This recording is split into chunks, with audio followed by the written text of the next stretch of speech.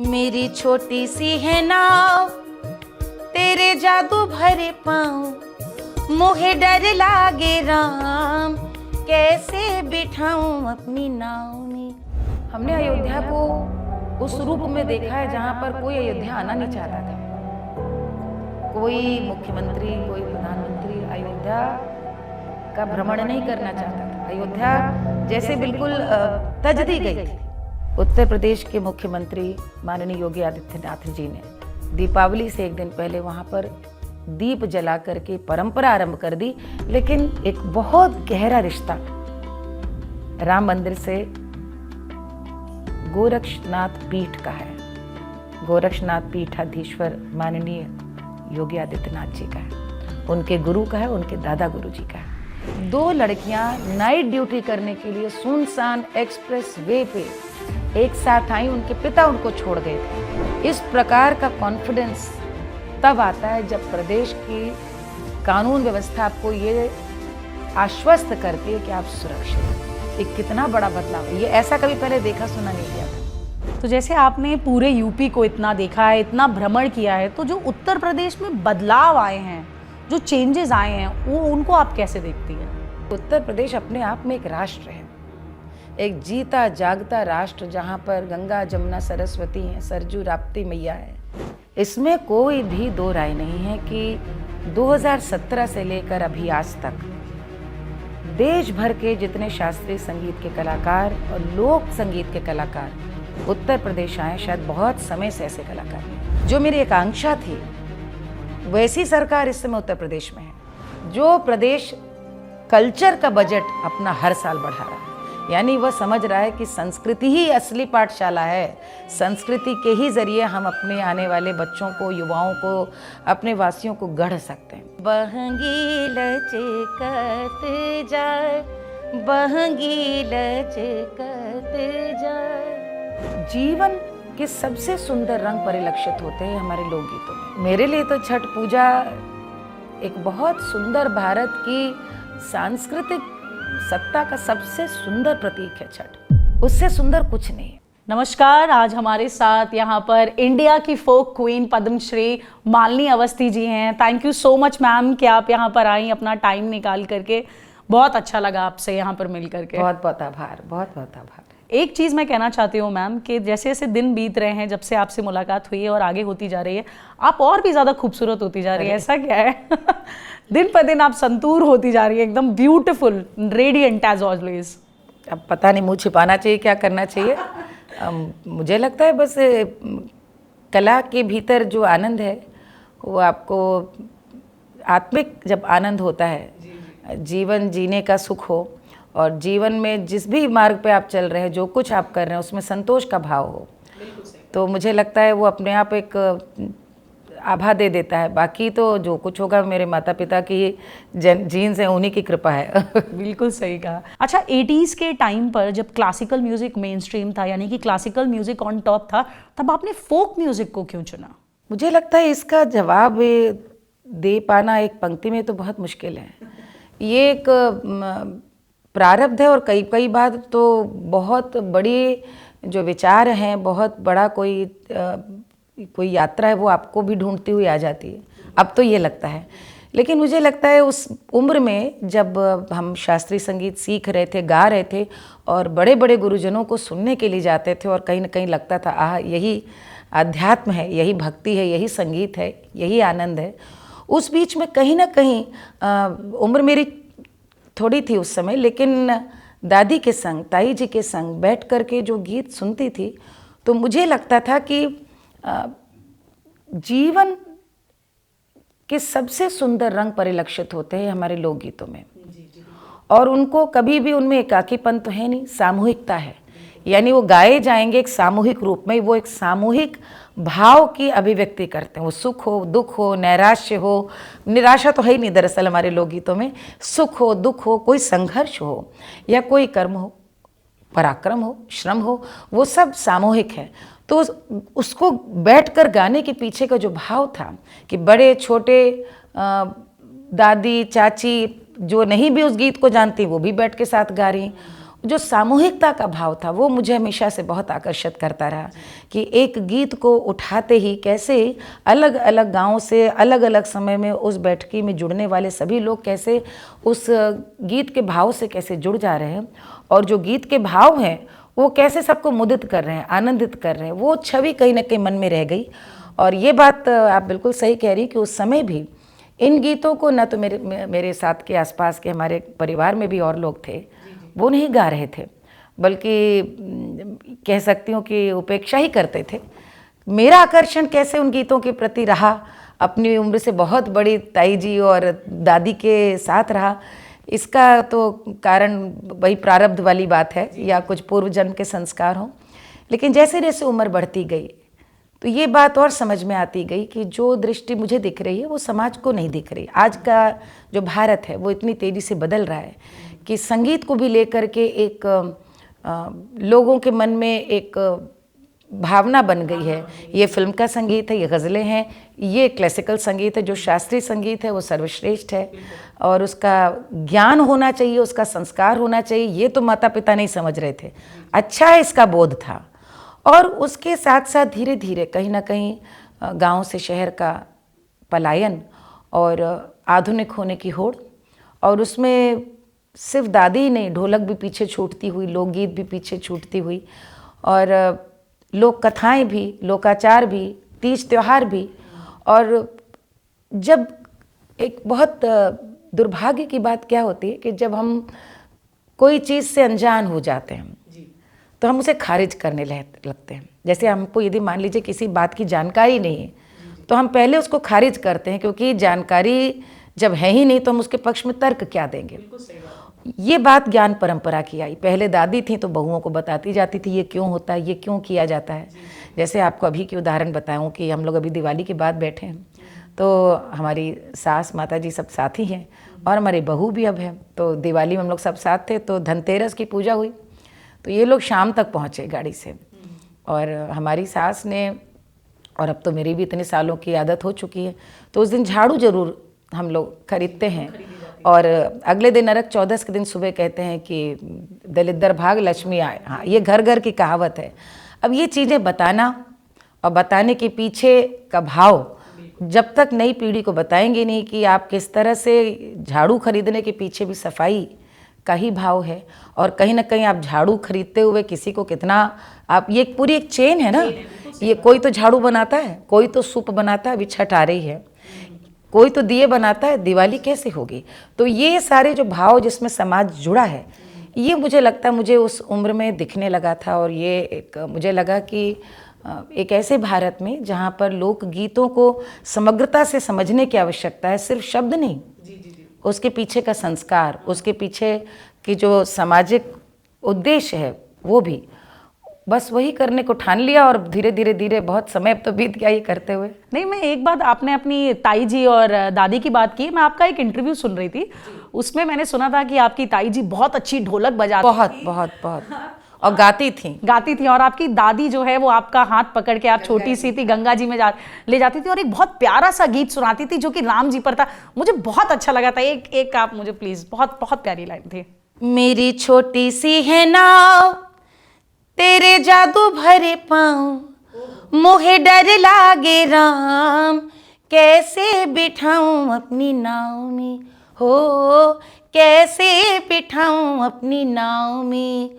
मोरी छोटी सी है नाव, तेरे जादू भरे पाँव, मोहे डर लागे राम, कैसे बिठाऊं अपनी नाव में, हो कैसे बिठाऊं अपनी नाव में। ये केवट है जो भगवान राम जब बैठते हैं तो वो घबरा जाते देख के, अरे प्रभु आ गए। और उसके बाद हमारे यहाँ लोकगीतों में उसका दूसरा रूप बड़ा अच्छा मिलता है।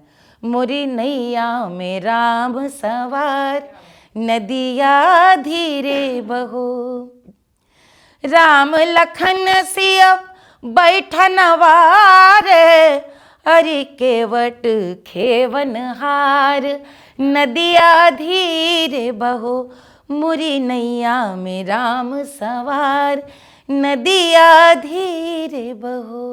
बहुत ही खूबसूरत मैम, एकदम रोंगटे खड़े हो गए और मेरे। देखिए इन गीतों में भाव गाने में की भी जिन्होंने भी धुनें बनाई वो कितने सुंदर हैं कि वास्तव में आपको लग रहा है कि वो भक्ति भाव से केवट हाथ जोड़े खड़े हैं, और दूसरे गाने में लग रहा है कि नैया आपको टेलीपोर्ट कर देता है उस टाइम पे, ट्रांसपोर्ट कर। अच्छा, एक चीज मैं इसी क्वेश्चन से रिलेटेड आपसे पूछना चाहती हूँ कि अयोध्या की बात हुई है, राम जी की बात हुई है, और अभी दीपोत्सव हुआ है। जी जी। इतना भव्य होता है दीपोत्सव, इतने दीप जलते हैं एक साथ, भावनात्मक होता है और भव्य होता है, और आप अयोध्या जाती आती रहती हैं, तो आपका कुछ ऐसा एक्सपीरियंस मैं जरूर जानना चाहती हूँ। मेरे बहुत सारे अनुभव हैं अयोध्या से जुड़े, और मुझे एक बात ये कहनी है, अयोध्या में छोटी दीपावली के दिन दीप जलते हैं, लेकिन मुझे लगता है कि एक एक भारतीय के मन में, हृदय में दीप जलता है। अयोध्या में तो दीपदान साक्षात होता है, लेकिन उसको जो देख रहा है या जो सुन भी रहा है उसके हृदय में दीप जलता है। ये कामना, अनंत कामना रही है कि अयोध्या में दिए जलें। वैसे ही जैसे कि प्रभु राम जब आए थे और उनके स्वागत में दिए जले थे। देखिए, दो बातें, एक तो मेरा बचपन, मेरा जो बहुत जुड़ाव गोरखपुर से रहा है, मेरा वहीं शिक्षा दीक्षा हुई है, वहीं के संस्कार हैं, और उसके कारण मेरा लखनऊ आना यानी अयोध्या में रुकना और हनुमानगढ़ी जी प्रणाम करके ही आगे बढ़ना।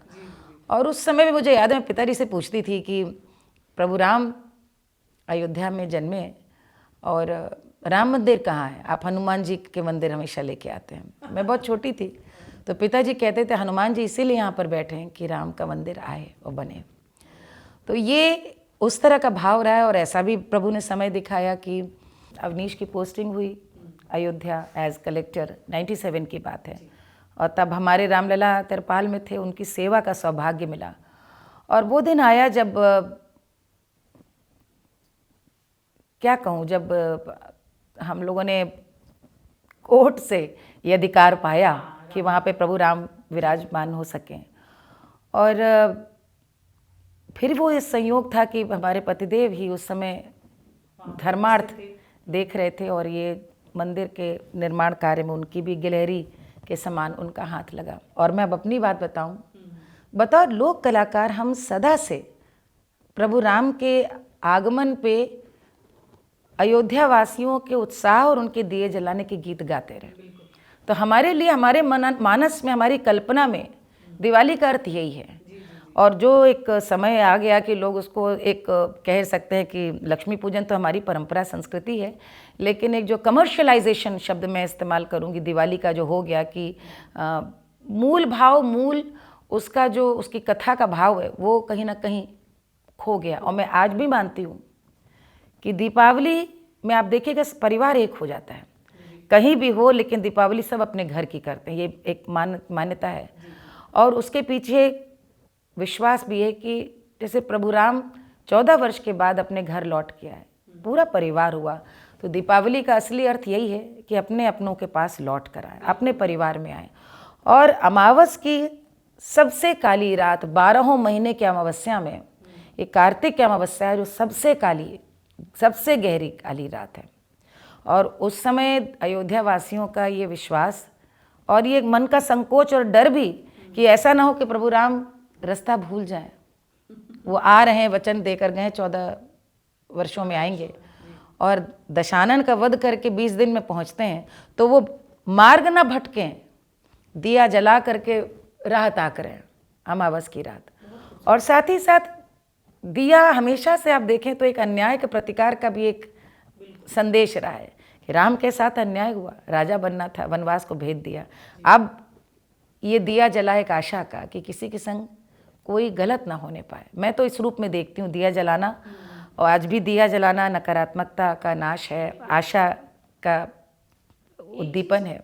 और इसीलिए राम मंदिर के सर्वोच्च न्यायालय से आदेश आने से भी पहले उत्तर प्रदेश के मुख्यमंत्री माननीय योगी आदित्यनाथ जी ने दीपावली से एक दिन पहले वहाँ पर दीप जला करके परंपरा आरंभ कर दी कि पूरी सृष्टि, जहाँ भी सनातन में आस्था रखने वाले राममय एक एक भारतीय उस दिन मन से अयोध्या में रहे, दीपावली का अर्थ भी समझे और दिए जला करके उस पुरानी परंपरा को पुनः उसका एक कह सकते हैं पुनर्वहन हो।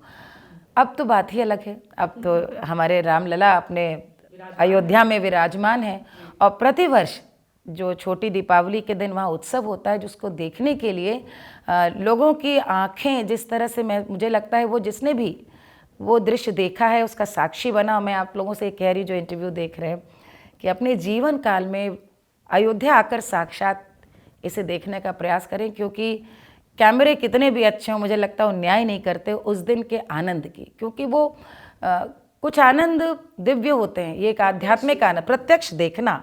जिस समय देखिए सब कुछ आस्था विश्वासी तो है। जब रामलीला होती है तो हम तो राम में ही राम का स्वरूप देखते हैं, तो उस समय जब, और अब तो धीरे धीरे स्वरूप इतना भव्य हो गया है। मैंने भी 5 बजे उसमें शाम को दिए जलाए हैं, वहाँ पे रही हूँ। रामलीला भी जो राम शाम को देखते हैं वो भी देखी है, और प्रतिवर्ष वहाँ पे जा कर के मुझे अयोध्या की इस दीपोत्सव का सौभाग्य देखने का सौभाग्य मिला है। मुझे लगता है ये एक इतनी विराट पुरातन परंपरा की पुनर्स्थापना हुई है जिसकी मिसाल दुनिया में दी नहीं जा सकती। क्योंकि आप बड़ा इवेंट तो कर सकते हैं, आप लाखों रुपये खर्च करके एक नई, आप कह सकते हैं एक नया इवेंट, एक नया परिपाटी, लेकिन पुरानी परंपरा की पुनर्स्थापना पुरानी तरह से कि आज भी विश्व के अन्य देशों में होने वाली रामलीला का वहाँ पर मंचन होता है बकायदा, जिसे माननीय मुख्यमंत्री जी स्वयं देखते हैं, बतौर दर्शक देखते हैं। और साथ ही साथ बच्चे, बूढ़े, युवा, आसपास के सारे लोग बैठ कर के दिया जलाते हैं एक साथ। वो दिया जलना और सरजू के तट पे खड़े होकर के विराट रूप जो हम लोग पूरे घाट पे देखते हैं, वो मुझे लगता है वाकई त्रेता युग में जैसे वापस पहुंच गए। तो ये बहुत बड़ी बात है, ये इच्छा शक्ति की बात है।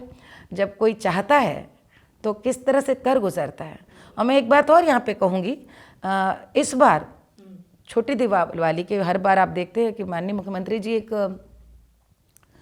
माटी मेला यहाँ पर जो आयोजन होता है, जिसमें कुम्हारों के जितने प्रजापति समाज है पूरे उत्तर प्रदेश का, वो यहाँ पर अपने मिट्टी के लक्ष्मी, गणेश, दिए और जितने भी कह सकते हैं आप मिट्टी का सामान है, उसमें गमले भी हैं, उसमें हाथी, घोड़े, गणेश हैं। गुलरिया गांव के, गोरखपुर के हैं तो निजामाबाद के, आजमगढ़ के भी हैं, बाराबंकी के, मुरादाबाद, सब जगह के, पूरे उत्तर प्रदेश के।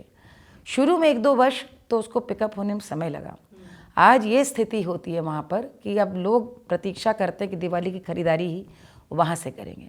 बदले में क्या हुआ, लोग कहते थे दिए नहीं मिलते हैं। पहले साल मुझे याद है दिए नहीं थे, जितने दियों का आप रिकॉर्ड बना सकें, या कितने लाखों की इच्छा थी तो लोग कहते थे अब दिए कहाँ हैं। लोग मोमबत्ती जला रहे थे जी, बिल्कुल सही। या फिर वो चाइनीज़ जो इलेक्ट्रॉनिक जो आजकल दिए हर तरह के आ गए हैं। अब सब कुछ से तो रोजगार जुड़ा है, समाज हमेशा से बड़ा समावेशी रहा है भारत का, लेकिन इतना बड़ा अब तो आप देखिए, अब तो दियों की कोई कमी नहीं और लोग सारे वापस अब मिट्टी के दिए। तो ये एक बहुत पुरानी परंपरा को वापस उस तरह से आना, जैसे हम बचपन में दिवाली मनाते थे उस तरह से आना। तो ये अयोध्या में दिया जलना तो एक बहुत बड़ी लंबी कथा है, 2 शब्दों में इसको समेटना बड़ा। बिल्कुल, आपने बहुत सही बात की। मुझे एक बात याद आई, जब हम माननीय मुख्यमंत्री जी की बात करते हैं, आपने इतनी सारी बातें बताई जो उन्होंने चेंजेस लाए हैं, जो बदलाव लाए हैं। ये तो हम दीपोत्सव की बात कर रहे हैं, लेकिन लोक कला की भी मैं बात करना चाहती हूँ यहाँ पर। जो उन्होंने लोक कलाकारों के लिए बदलाव लाए हैं, मंच दिए हैं जो उन्हें अलग अलग, उस पर आपकी क्या सोच है? सबसे पहले तो मैं हमेशा ये मानती हूँ, जो प्रदेश, जो देश अपने वार्षिक बजट में संस्कृति विभाग का या संस्कृति का बजट प्रतिवर्ष बढ़ाए, उस प्रदेश की समझिए निष्ठा, आस्था, प्रतिबद्धता अपनी संस्कृति और देश के प्रति अक्षुण्ण है, और उससे प्रदेश को आगे बढ़ने से कोई नहीं रोक सकता। जो प्रदेश कल्चर का बजट अपना हर साल बढ़ा रहा है, यानी वह समझ रहा है कि संस्कृति ही असली पाठशाला है, संस्कृति के ही जरिए हम अपने आने वाले बच्चों को, युवाओं को, अपने वासियों को गढ़ सकते हैं। मैं तो बतौर कलाकार आपको बहुत कुछ अंदर की जो बातें मैंने अनुभव की है वो भी बता सकती हूँ। जब कोविड आया और कोविड के समय मैंने उनसे मिलने की, कि उनसे मिलना तो क्या, मैंने उनसे कहा, फ़ोन पे बात हुई मेरी, और मैंने माननीय मुख्यमंत्री जी से कहा कि बड़े एक बात मैंने देखी है कि चाहे केंद्र सरकार हो चाहे प्रदेश सरकार हो, खोमचा लगाने वालों तक के लिए सरकार ने तैयारी नहीं, उनको मनताना कुछ दिया जा रहा था, कॉम्पनसेट किया जा रहा था कि वो कहाँ खोम चले जाएं, बाजार बंद है, घर बंद है, कोई निकल नहीं पा रहा था, लॉकडाउन है। मैंने कहा कलाकार एक ऐसी बिरादरी है, एक ऐसा वर्ग है जिसके लिए कोई सोचता नहीं। वो तो सबका मनोरंजन करते हैं, लेकिन वो नौकरी नहीं करे, उनकी रोटी रोजी यही है, बच्चे पढ़ रहे हैं, घर की का किराया देना है, सबके बंद है। हम लोग अपने स्तर से हम कर रहे थे। हम लोगों ने एक वो चलाया आर्टिस्ट फॉर रूट, जिसमें हम लोगों ने 42 लाख रुपए इकट्ठा किए और हम लोग सबके स्वाभिमान रहे। उनको वो गाते थे फेसबुक पेज पे और हम लोग उनको अकाउंट में पैसा दे रहे थे। ये हम लोगों ने चलाया, लेकिन मैंने कहा सरकार की ओर से भी कुछ इस तरह का हो। और उन्होंने तुरंत, उसमें कल्चर मिनिस्टर थे माननीय नीलकंठ तिवारी जी, उनको सीधे निर्देश उनको किए कि भाई बुलाइए और सीधे कार्यक्रम आप उनका कराइए और देखिए, सुनिश्चित करिए कि एक एक आदमी यदि वो करना चाहें कार्यक्रम, ताकि उनका स्वाभिमान रहे और लोग इस समय घर में उभरे हैं तो उनका मनोरंजन भी हो। और तुरंत संगीत नाटक आदमी इसमें, और उसमें उन्होंने कहा ये देखिएगा कि कोई कलाकार बचे ना। और तुरंत लिस्ट बनी, तुरंत सारे कलाकारों का। तो केंद्र सरकार जो करे, उत्तर प्रदेश सरकार का मैं बता रही हूँ, सीधे एक एक कलाकार को प्रदेश सरकार की ओर से पैसा गया है, जिनके कार्यक्रम भी नहीं हो रहे थे, उन सबको प्रदेश से। उन्होंने तुरंत, सबसे पहली बात, जब बजट बढ़ा है तो बजट कहाँ जाएगा? जब आपने ये वो किया कि स्थानीय कलाकारों को मौका मिलेगा, तो चाहे जितनी भी सांस्कृतिक संगठन है उन सबको कहा गया, पहली बात तो अपने अपने यहाँ के स्थानीय कलाकारों को ढूंढो। पहली बार हुआ है भैया कि 75 जिलों में सांस्कृतिक महोत्सव निजी तौर पे हुए, कि वहाँ के निजी टैलेंट हैं जो सरकार ने कराए, सरकार ने कराए।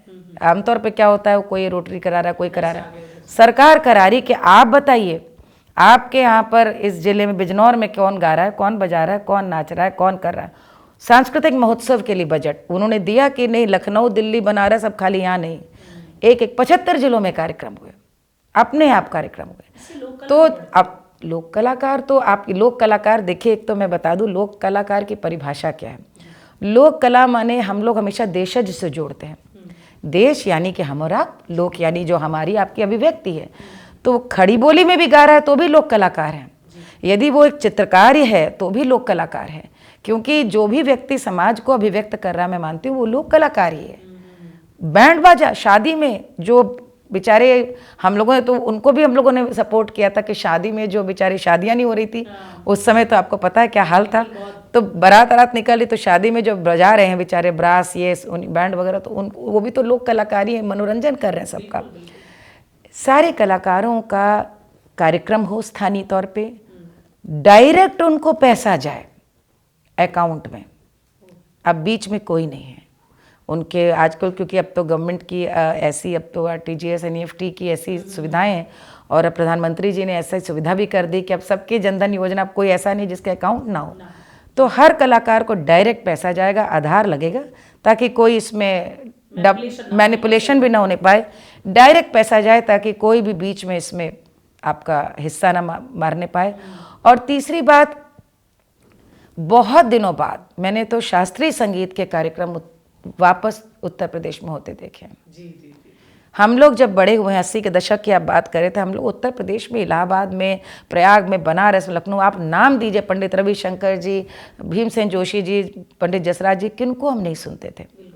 लेकिन वो जैसे यहाँ पर आना ही बंद हो गए, 20 साल एक ऐसी परंपरा यहाँ चली कि ना बुलाए जाते थे ना कोई आता था। और मुझे याद है जब हमारी गुरु श्रद्धेय अप्पा जी, श्रीमती गिरिजा देवी जी, मैंने माननीय मंत्री जी नीलकंठ तिवारी जी से उस समय एक चिट्ठी लिखी, अनुरोध किया। मैंने कहा कि यहाँ बेगम अख्तर जी का बहुत सुंदर एक कार्यक्रम होता है उनकी यादें करके, उनके निर्वाण दिवस पे, और उनके नाम पे अवार्ड भी है। लेकिन यहाँ पर एक से एक लोग, सितारा देवी जी, सिद्धेश्वरी देवी जी, बिस्मिल्लाह खां साहब, बताइए भारत रत्न इतने यहाँ से, तो हाँ, पंडित रविशंकर जी का यहीं पे जन्म हुआ, हमारी गुरु गिरिजा देवी जी हैं, बिरजू महाराज जी, मतलब पंडित किशन महाराज जी, गुदाई महाराज जी, किसका किसका नाम लें, अनंत है यहाँ पे। तो ऐसा है ना, इनका नाम इसलिए जीवित रहना आवश्यक है कि नई पीढ़ियों के सामने रोल मॉडल क्या रहेगा, हम किसके जैसा बनना चाहते हैं। तो और इतने सारे जो हिंदुस्तान में घराने हैं वो भी सब उत्तर प्रदेश से निकले। तो मैंने उनसे कहा, तो उन्होंने कहा बिल्कुल आप ठुमरी में कराइए, और पुष्पांजलि करके कार्यक्रम शुरू हुआ। जिसमें कि उत्तर प्रदेश में ये तय हुआ, मैंने ही बल्कि मुझसे उन्होंने कहा रूपरेखा बनाने को, तो मैंने कहा लखनऊ बनारस के अलावा उत्तर प्रदेश में अलग अलग जगह जाए। और ये योगी सरकार जी के समय संभव हुआ कि पहली बार शास्त्रीय संगीत का एक कार्यक्रम आरंभ हुआ, जिसमें हम लोगों ने, उसमें अश्विनी भिड़े जी पिछली बार आई, उसमें उस्ताद राशिद खान साहब उसमें आए, अब की बार रजब होनकर जी गा करके गए। और ये सब ये कहते हैं कि हम इतने सालों बाद उत्तर प्रदेश आ रहे हैं। मैं ये आपको बताना चाह रही हूँ, क्योंकि ऐसा है ना, मैं बार बार एक बात कहना चाहती हूँ, जिसका महत्व नहीं कोई समझता। कलाकार से बड़ा कोई ब्रांड एम्बेसडर नहीं हो सकता। कलाकार के पास मंच है बोलने के लिए।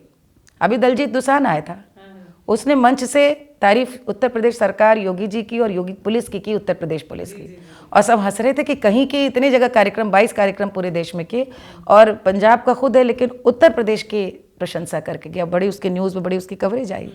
यानी इसका महत्व है, कलाकार के पास माइक है। यदि कलाकार प्रसन्न है, किसी बात को ऑब्जर्व कर रहा है, तो कलाकार उस बात को कहेगा। और मैं कभी भी नहीं भूल सकती हूँ कि राशिद खान साहब जब आए और बनारस में उनको गवाया गया, दुर्भाग्य से वो हमारे बीच में नहीं हैं, यहीं बदायूं में जन्मे, इसी बदायूं सहसवान घराने के थे, पद्म भूषण पाए, और जब बनारस आए गाने के लिए तो वो इतने प्रसन्न में उन्होंने कहा कि मैं 21 साल बाद मुझे उत्तर प्रदेश में गाने के लिए बुलाया। 21 साल बाद पद्म भूषण, यहीं बदायूं सहसवान घराने। कलाकार के लिए तो मंच ही सब कुछ है। और उस मंच से यदि उस बात को कह रहा है कि मुझे आप लोगों ने याद किया है, मुझे इस समय याद किया गया है, तो ये बहुत बड़ा एक, मुझे लगता है, क्योंकि वो स्वीकारोक्ति होती कलाकार की। इसमें कोई भी दो राय नहीं है कि 2017 से लेकर अभी आज तक देश भर के जितने शास्त्रीय संगीत के कलाकार और लोक संगीत के कलाकार उत्तर प्रदेश आए, शायद बहुत समय से ऐसे कलाकार नहीं हैं। वो हमें स्वयं बताते हैं। दूसरा एक और उदाहरण दूंगी, इतने वर्षों से भातखंडे म्यूज़िक यूनिवर्सिटी है यहाँ पर, हम वहाँ पढ़े, हमारा भावनात्मक लगाव है वहाँ से। संस्थान विश्वविद्यालय तो बन गया, लेकिन उसकी बहुत सारी समस्याएं जो उसमें बुनियादी थीं वो वैसी की वैसी जस की तस रहीं। आज वहाँ पर एक अलग वातावरण है। छात्रों की संख्या 6 गुनी है, 7 गुनी, दुगनी नहीं, 6-7 गुनी ज़्यादा है। और उनके माध्यम से अब वहाँ बड़े बड़े कलाकार हैं। पंडित राजन साजन मिश्र जी वो वहाँ कार्य परिषद में हैं। अभी वहाँ अजय चक्रवर्ती जी, पंडित अजय चक्रवर्ती जी अपनी वर्कशॉप लेने के लिए आए थे।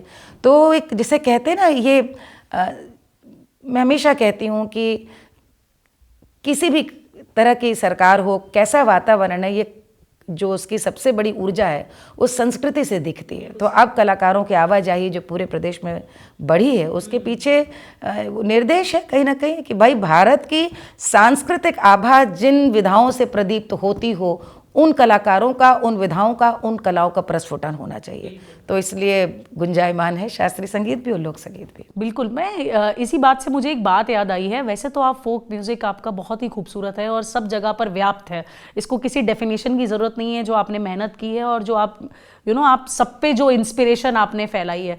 लेकिन जब बात करती हूँ, ये बात मेरे दिमाग में थी, मैं पूछूंगी ज़रूर आपसे, मैं जानना चाहती थी कि बॉलीवुड म्यूज़िक, बिकॉज मैंने बहुत लोगों को देखा है कि वो यहाँ से आकर के गाते हैं, लेकिन यहाँ के लोग वहाँ पर जाएं और बॉलीवुड में इतना बड़ा नाम करें। आपका जो गाना है सुंदर सुशील, वो मेरा फेवरेट गाना है, बेहतरीन गाया है आपने। मतलब मैं जब भी सुनती हूँ उसको तो पूरी एनर्जी बॉडी में आ जाती है। बहुत अच्छा गाना गाया है। उसका कुछ अगर आपके पास किस्सा हो तो मैं वो सुनना चाहती हूँ। उस गाने का? हाँ हाँ बिल्कुल बिल्कुल।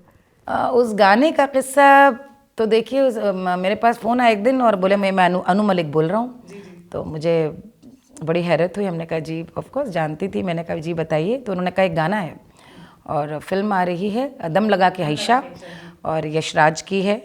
यशराज स्टूडियो में गाना करना है और सिचुएशन ये है कि सामूहिक विवाह, ओपनिंग सीक्वेंस है दरअसल, जिसमें शादी हो रही है और वो ऑर्केस्ट्रा में गाना हो रहा है। तो हम चाहते हैं कि आप उसको बिल्कुल, वो आप और इंडियन ओशन के राहुल राम थे, तो हम दोनों मिलकर गाइए ऑर्केस्ट्रा के अंदाज में। तो मैंने कहा बिल्कुल ठीक है।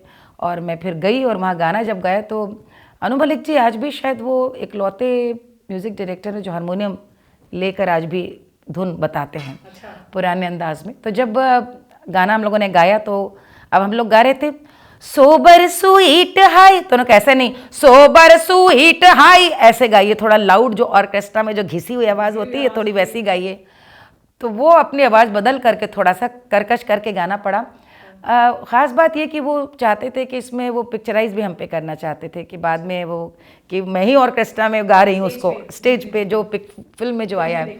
लेकिन जैसा होता है फिल्मों में, जिस दिन वो शूट करे थे मेरा कार्यक्रम था उस दिन, तो इसलिए वो मैं नहीं कर पाई। लेकिन बहुत अच्छा एक्सपीरियंस रहा फिल्मों का। देखिए, जो आपने पूछा मुझसे, वो मेरी पूरी यात्रा शुरू हुई। मुझे सबसे पहले समीर जी ने फिल्म के लिए गाने के लिए एक मन की आशा था जिसके लिए मैंने गाया, और फिर प्रीतम जी ने बुलाया था एजेंट विनोद के लिए, दिल मेरा मुफ्त मैंने गाया था। बहुत खूबसूरत है वो, जो आपने उठाया है वो बहुत ही प्यारा है सच। लेकिन एक चीज़ जो आपने पहले पूछी कि देखिए, हर कलाकार की वृत्ति होती है। पहले आपने क्लासिकल म्यूज़िक पूछा था कि वो सीखा और वही गाती हूँ, और वो भी आज भी गाती हूँ। गुरु घराने से हम ठुमरी दादरा बनारस का पूरा बंग वो भी गाती हूँ, ये भी गाती हूँ। लेकिन क्या कारण है कि लोक संगीत के प्रति लगाव? तो फिल्म म्यूज़िक के भी जो आपने बात पूछी कि क्या कारण है कि वहाँ, यदि वो गली वो रास्ता चुन लिया होता कि यही करना है, बॉलीवुड ही जाना है, तो वहाँ जाकर रहती और कुछ ना कुछ वहाँ पे करती। लेकिन जब जीवन का उद्देश्य उससे बहुत बड़ा लगने लगे, 2 गाने गा कर के नाम कमाना, प्रतिष्ठा कमाना, या वो वाला जो ग्लैमर कह लीजिए, वो मुझे कभी ग्लैमरस नहीं लगा। उस तरह की प्रतिष्ठा या प्रसिद्धि वो हमें कभी उतनी भाई नहीं। ऑफ कोर्स मुझे मालूम है कि फिल्म के गाने गाने से किस प्रकार की व्याप्ति होती है। उसमें तो कहीं अभी एक गाना मेरा नया आ रहा है, जो अभी 7 नवंबर को फिल्म रिलीज़ हो रही है, हक। अच्छा। जो प्रकरण हुआ था उस पर फिल्म बनी है, यामिनी गौतम है उसमें, और यामी गौतम, और 9 को उसमें 9 नहीं आई थिंक 7 नवंबर को फिल्म रिलीज़ हो रही है। तो उसमें गाना एक आएगा विशाल मिश्रा के साथ मैंने किया, जो भी उन्नाव के हैं। देखिए, तो और इतना इस समय तो गज़ब का काम कर रहे हैं। तो मुझे लगता है कि कई बार जब ये पूछते हैं लोग कि फिल्मों में इतना नाम है, इतनी ग्लैमर है, आप वहाँ क्यों नहीं गई, या कोई गाना आ रहा है कि नहीं, मुंबई क्यों नहीं गई। हाँ, तो मुझको यही लगता है कि भाई वो हर व्यक्ति अपने हिसाब से ज़िंदगी का एक लक्ष्य ढूंढता है कि उसको करना क्या है। वो मेरा कभी से लक्ष्य नहीं था। आज भी राजपाल यादव ने अपनी चाहे फिल्म के लिए गाने के लिए बुलाया हो, चाहे वो प्रीतम जी ने बुलाया हो, चाहे अभी इस फिल्म के लिए आया हो, वो फ़ोन करते हैं तो मैं ज़रूर जाती हूँ कि मैं अवेलेबल हूँ, जब बुलाएं तो मैं आ जाऊँगी। लेकिन लक्ष्य समाज की सोच को बदलने का था। लक्ष्य पुरानी परंपराओं को उसी मर्यादा के साथ प्रतिष्ठित करना था। लक्ष्य भारतीय संस्कारों के प्रति आदर जगाना था। लक्ष्य गुम होते लोकगीतों को फिर से गाने में अभिमान महसूस कराना था। 40 साल से यही कर रही हूँ। तो वो एक बहुत बड़ा काम था, क्योंकि समाज की सोच बदलना, उससे बड़ा काम तो मुझे लगता कुछ नहीं। तो वो हिट और ये उससे बहुत अलग हमने हमेशा से अपनी एक दिशा रखी। और मुझे बहुत प्रसन्नता होती है जब मैं आज उत्तर प्रदेश में देखती हूँ। इतनी मुझे अब लगता है कि जो मैं करना चाहती थी, अभी तो मुझे मेरे मन से आप सवाल पूछ रही थी, मेरे मन में तो मुझे यही लगता है कि जो मैं हमेशा से करना चाहती थी, जो मेरी आकांक्षा थी, वैसी सरकार इस समय उत्तर प्रदेश में है। उस प्रकार की सरकार है जो संस्कृति का मोल महत्व समझे, जो कलाकार के सम्मान की रक्षा करे, जो लोक कलाकार को मंच दे, जो एक नहीं हर मंच पे कलाकारों को जगह दे। और मुझे लगता है ये इस प्रकार के इतने, अभी आज़ादी का अमृत महोत्सव हुआ, उसके बहाने कितने कलाकारों को मंच मिला है। और नई नई विधाएं, जैसे अभी देखिए, आपको एक आपने पूछा था क्या क्या, अब आज़ादी का अमृत महोत्सव के बहाने कलाकारों को कार्यक्रम देना है। कलाकार क्या कहेंगे, आज़ादी का देशगीत गाएंगे। लेकिन गाथा गायन परंपरा जिसमें बिरहा है, जिसमें आला है, तो हमारे यहाँ पे भले ही इतिहास की किताबों ने हमारे देश के नायकों के संग न्याय न किया हो, लेकिन गीतों ने किया। यानी कंठ के द्वारा हमारे पूर्वजों ने, वो वीर कुंवर सिंह की कथा हो, वो मंगल पांडे की कथा हो, आल्हा उदल की कथा हो, उसकी रक्षा की। झांसी रानी की कथा हो, नाना पेशवा की कथा हो, तो उन गीतों को, अब उन गीतों को कहाँ गाएं? सिर्फ 15 अगस्त और 26 जनवरी, वहाँ भी मंच मिल रहा है या नहीं मिल रहा? ये कार्यक्रम चले महीने में, पूरे साल चले। तो आप देखिए उसी बहाने कितने पुराने गाने फिर से सामने आ गए, लोगों ने उन गीतों को गाया। हम लोगों ने भी एक कार्यक्रम बनाया था मुक्ति गाथा, उसमें हमने प्रतिबंधित किए हुए गीतों को सामने हम लेकर आए थे। जिन गीतों को प्रतिबंधित किया गया। अब आज देखिए, माननीय प्रधानमंत्री जी कह रहे हैं कि स्वदेशी, बार बार आजकल वो एक ही बात कह रहे हैं, स्वदेशी पहनो, स्वदेशी का ही, विदेशी बहिष्कार करो तो नहीं बोल रहे वो ये कह रहे स्वदेशी खरीदो, स्वदेशी ही अपनाओ। उस समय बापू ने कहा था कि विदेशी वस्त्रों की होली जलाओ, स्वदेशी चरखा क्या था, स्वदेशी का ऐलान था। और कितने हम लोग को गीत मिलते हैं, मत लई हो चुनरिया हमार विदेशी ओ बालमा, ये हम लोग को गांव में गीत मिला, हम लोगों ने उस पर एक मिलकर के कार्यक्रम किया। तो जब आप एक ऐसी परिस्थिति उत्पन्न करते हैं कि कलाकारों को भी आप प्रोवोक करते हो, इंस्पायर करते हो, भाई ये करना है, तो वो करते हैं। अभी हम लोगों ने कजरी की वर्कशॉप की, भातखंडे के बच्चे भी गए, देश भर के बच्चे गए, 50 बच्चे हम करते हैं, गाँव में जा कर के हम लोग कजरी सीखते हैं।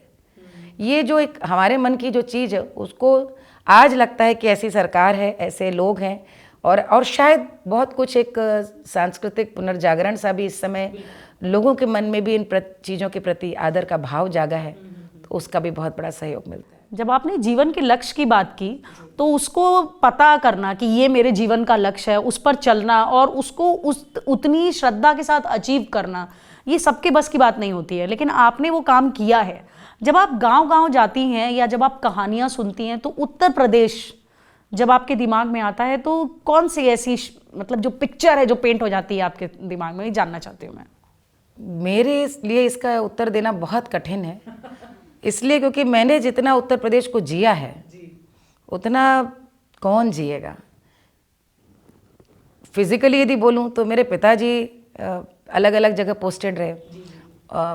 मिर्ज़ापुर में मेरा बचपन बीता, कन्नौज में जन्म हुआ, झांसी रही, गोरखपुर में रही, लखनऊ रही, और फिर पति के संग कौन कौन से जिले, ललितपुर, जौनपुर, आजमगढ़, हर जगह हम लोग साथ रहे, और बनारस, मेरठ, बदायूं, पूरा उत्तर प्रदेश हो गया। ससुराल कानपुर की, और अवनीश की, इनकी ननिहाल बांदा की, हमारे पिता की ननिहाल फतेहपुर की। कहने का मेरा मतलब ये है कि जब फिर ऐसा व्यक्ति के संग जब कलाकार कोई जुड़ जाए जिसने ये सब देखा हो, हर शहर की अलग संस्कृति, हर गांव का अलग गीत, हर गांव की एक अलग परंपरा, तो उसको इतना मैंने आत्मसात किया कि उत्तर प्रदेश अपने आप में एक राष्ट्र है, एक जीता जागता राष्ट्र, जहाँ पर गंगा जमुना सरस्वती हैं, सरजू राप्ती मैया है, जहाँ पर दुआबा है, खेती है, एकदम शस्य श्यामल जिसको आप भूमि कहते हैं, जहाँ पर ऋषियों ने बैठ कर के चिंतन मनन किया कि जीवन क्या है और जीवन में हमारे इस अस्तित्व का लक्ष्य क्या है। यहीं बैठ कर के नैमिषारण्य में बैठ कर के उन्होंने उपनिषदों की यहीं पर रचना की। नारायण ने स्वयं उत्तर प्रदेश को चुना अवतार लेने के लिए,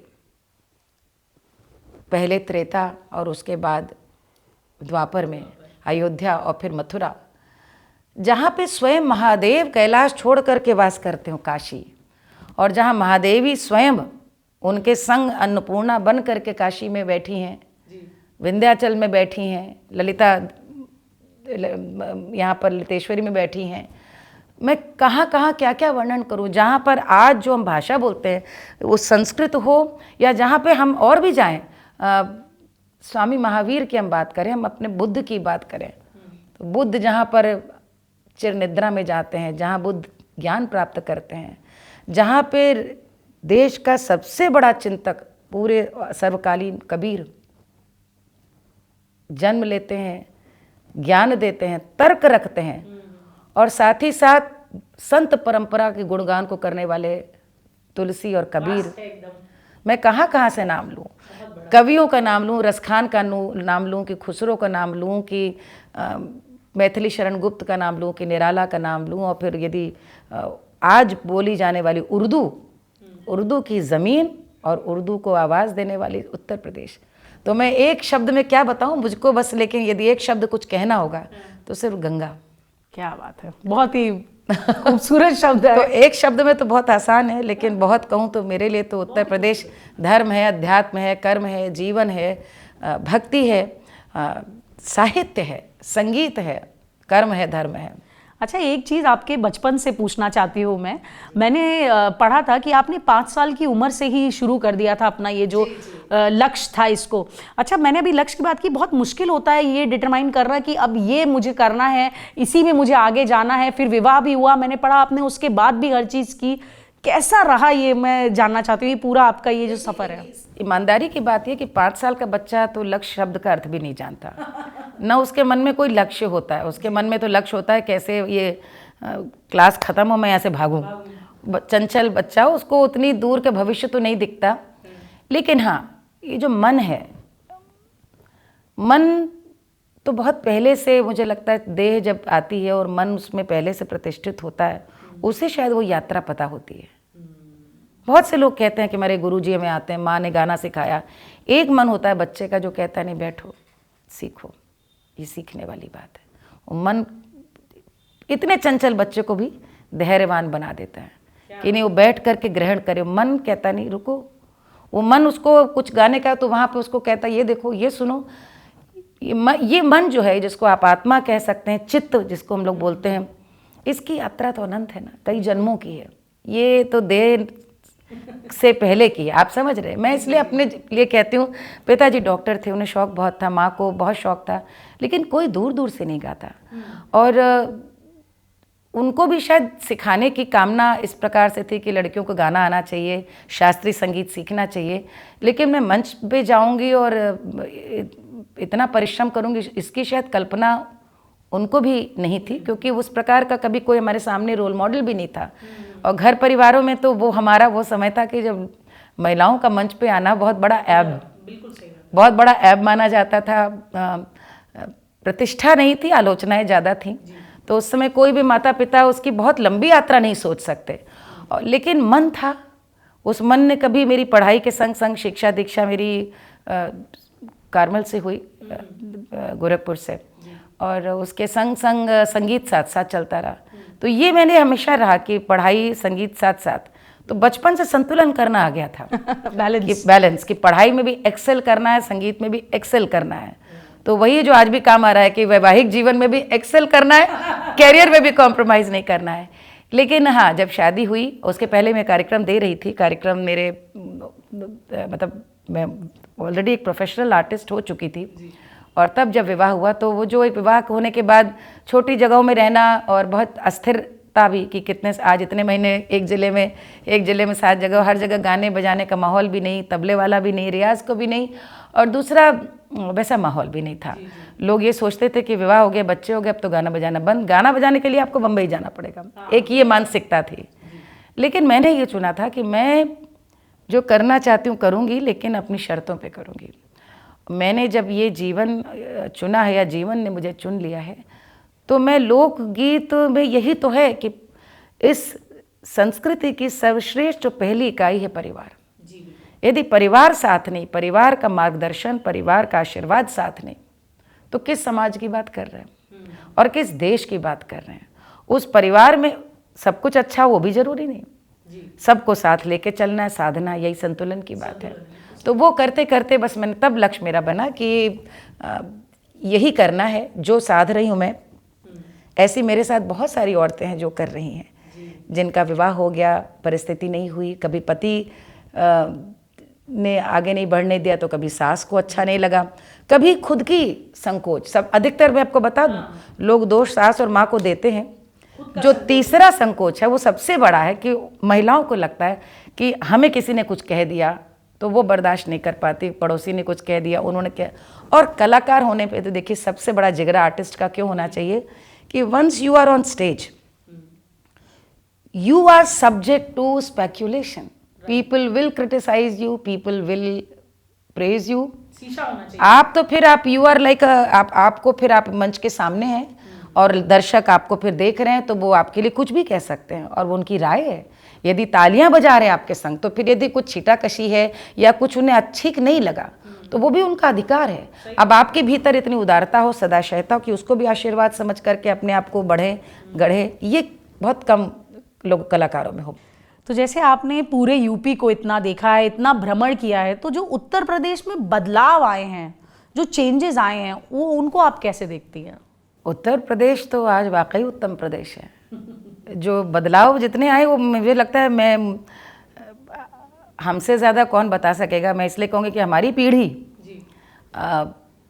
एक पूरा जैसे कहते हैं ना काल चक्र, वहाँ से यहाँ पर आते हुए हम लोगों ने फिर शीर्ष पर उत्तर प्रदेश को आज जाते हुए देखना मेरे जैसे अशेष उत्तर प्रदेशवासियों के लिए इतना सुखद है। आज जो अभिमान है, जो गौरव है कि हम उत्तर प्रदेशवासी हैं, ये एक चीज़ तो दिखाता है कि यदि किसी भी व्यक्ति के मन में आस्था है और दृढ़ निश्चय है, उसका संकल्प है कि मैं चीज़ें सुधार दूंगा, तो क्या बदल नहीं सकता। मुझे तो यही लगता है कि मैं माननीय मुख्यमंत्री योगी आदित्यनाथ जी के लिए यही कह सकती हूँ कि उत्तर प्रदेश जिस तरह से ट्रांसफॉर्म हुआ है, जो बदलाव आया है, उसका सबसे बड़ा संकेत यही है कि एक व्यक्ति चाहे तो क्या नहीं हो सकता। हमने, जैसा आपको बताया, मैं कन्नौज में पैदा हुई, मिर्ज़ापुर, झांसी, गोरखपुर, लखनऊ, पूरे प्रदेश की एक यात्रा रही मेरी। मैं यहाँ पे चुनाव आयोग की ब्रांड एम्बेसडर भी रही हूँ 2011 में भी और 2014 में भी। कहाँ से कहाँ तक की राजनीति भी देखी है, क्राइम भी देखा है, और बिना बात गोली चलते हुए भी देखा है, आंखों के सामने देखा है, क्रिमिनलाइजेशन ऑफ पॉलिटिक्स भी देखा है, और राजनीति द्वारा सब कुछ स्वीकार किया जाना, बल्कि फैशन मान लिया जाना, वो भी देखा है। इसी तरह से भ्रष्टाचार भी किस प्रकार से न सिर्फ सिस्टम में स्वीकृत हो जाए, बल्कि सर्वोपरि रखा जाए। जो जितना बड़ा भ्रष्टाचारी, उसका उतना बड़ा सम्मान। उस प्रकार का जो अकल्पनीय आप सोच सकते हैं, जो दुखद एक पक्ष है, हम लोगों ने वो सब उत्तर प्रदेश में देखा है। और एक चीज़ जिसके लिए पूरे देश में उत्तर प्रदेश की चर्चा होती थी, वो थी यहाँ का लॉ एंड ऑर्डर। एक नागरिक अपने घर में, अपने स्थान पे ही नहीं सुरक्षित है, इससे बड़ी विपदा तो कोई हो ही नहीं सकती। और जब रक्षक ही, यदि रक्षक ही आंख मूंद ले या आपकी एफआईआर ना दर्ज करें, या फिर रक्षक ही भक्षक के रखवाले हों, तो आप समझ सकते हैं वहाँ पर क्या न्याय की उम्मीद होती है। हम लोगों ने वो उत्तर प्रदेश को आज ऐसे उत्तर प्रदेश में देखा है जहाँ अपराधी अपराध करने से पहले थर थर कांपता है, होने वाले अंजाम से डरता है, और उसका सबसे बड़ा प्रभाव पड़ा है यहाँ की ऑलराउंड तरक्की पर। आप सबसे पहले तो लोग कहते हैं बाहर से इन्वेस्टमेंट आएगा, बाहर की इन्वेस्टमेंट छोड़िए, सबसे पहले तो यहाँ रहने वाला वासी, हर माँ की मन की एक, उसका दिल धड़कता रहता है जब बेटी काम पे जाती है बाहर, कि वो शाम को अच्छे से लौट आए।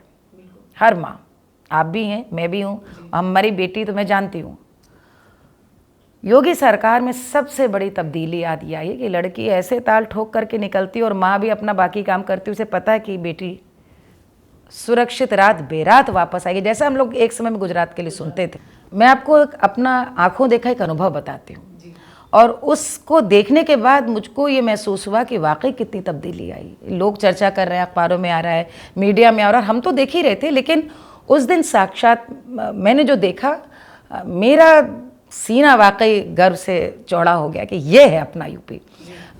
हुआ ये कि आपने एक्सप्रेसवे देखा होगा, तो जब आगरा एक्सप्रेसवे से लखनऊ को आते हैं, जो पहला जो टोल पड़ता है, तो मैं, मेरी बेटी, मेरे बच्चे सब साथ में थे, और रात के 11 बज रहे थे, 11:30 12 बजे, और कोहरा था, ठंड की रात।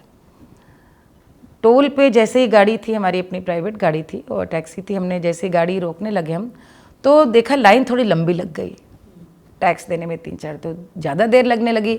तो हम लोगों ने जब शीशा खोल के देखा कि देर क्यों लग रही है, तो देखा कि जैसे अपनी अपनी शिफ्ट ख़त्म होती है, तो दोनों टोल से 2 लड़के बाहर निकले और 2 लड़कियां चढ़ी अपने काउंटर पे आगे का काम करने के लिए, और फिर उन्होंने बंद किया, काम शुरू किया, हमारी गाड़ी आगे बढ़ी। तो मैंने उसको देखा और मैंने कहा तुम कहाँ रहती हो?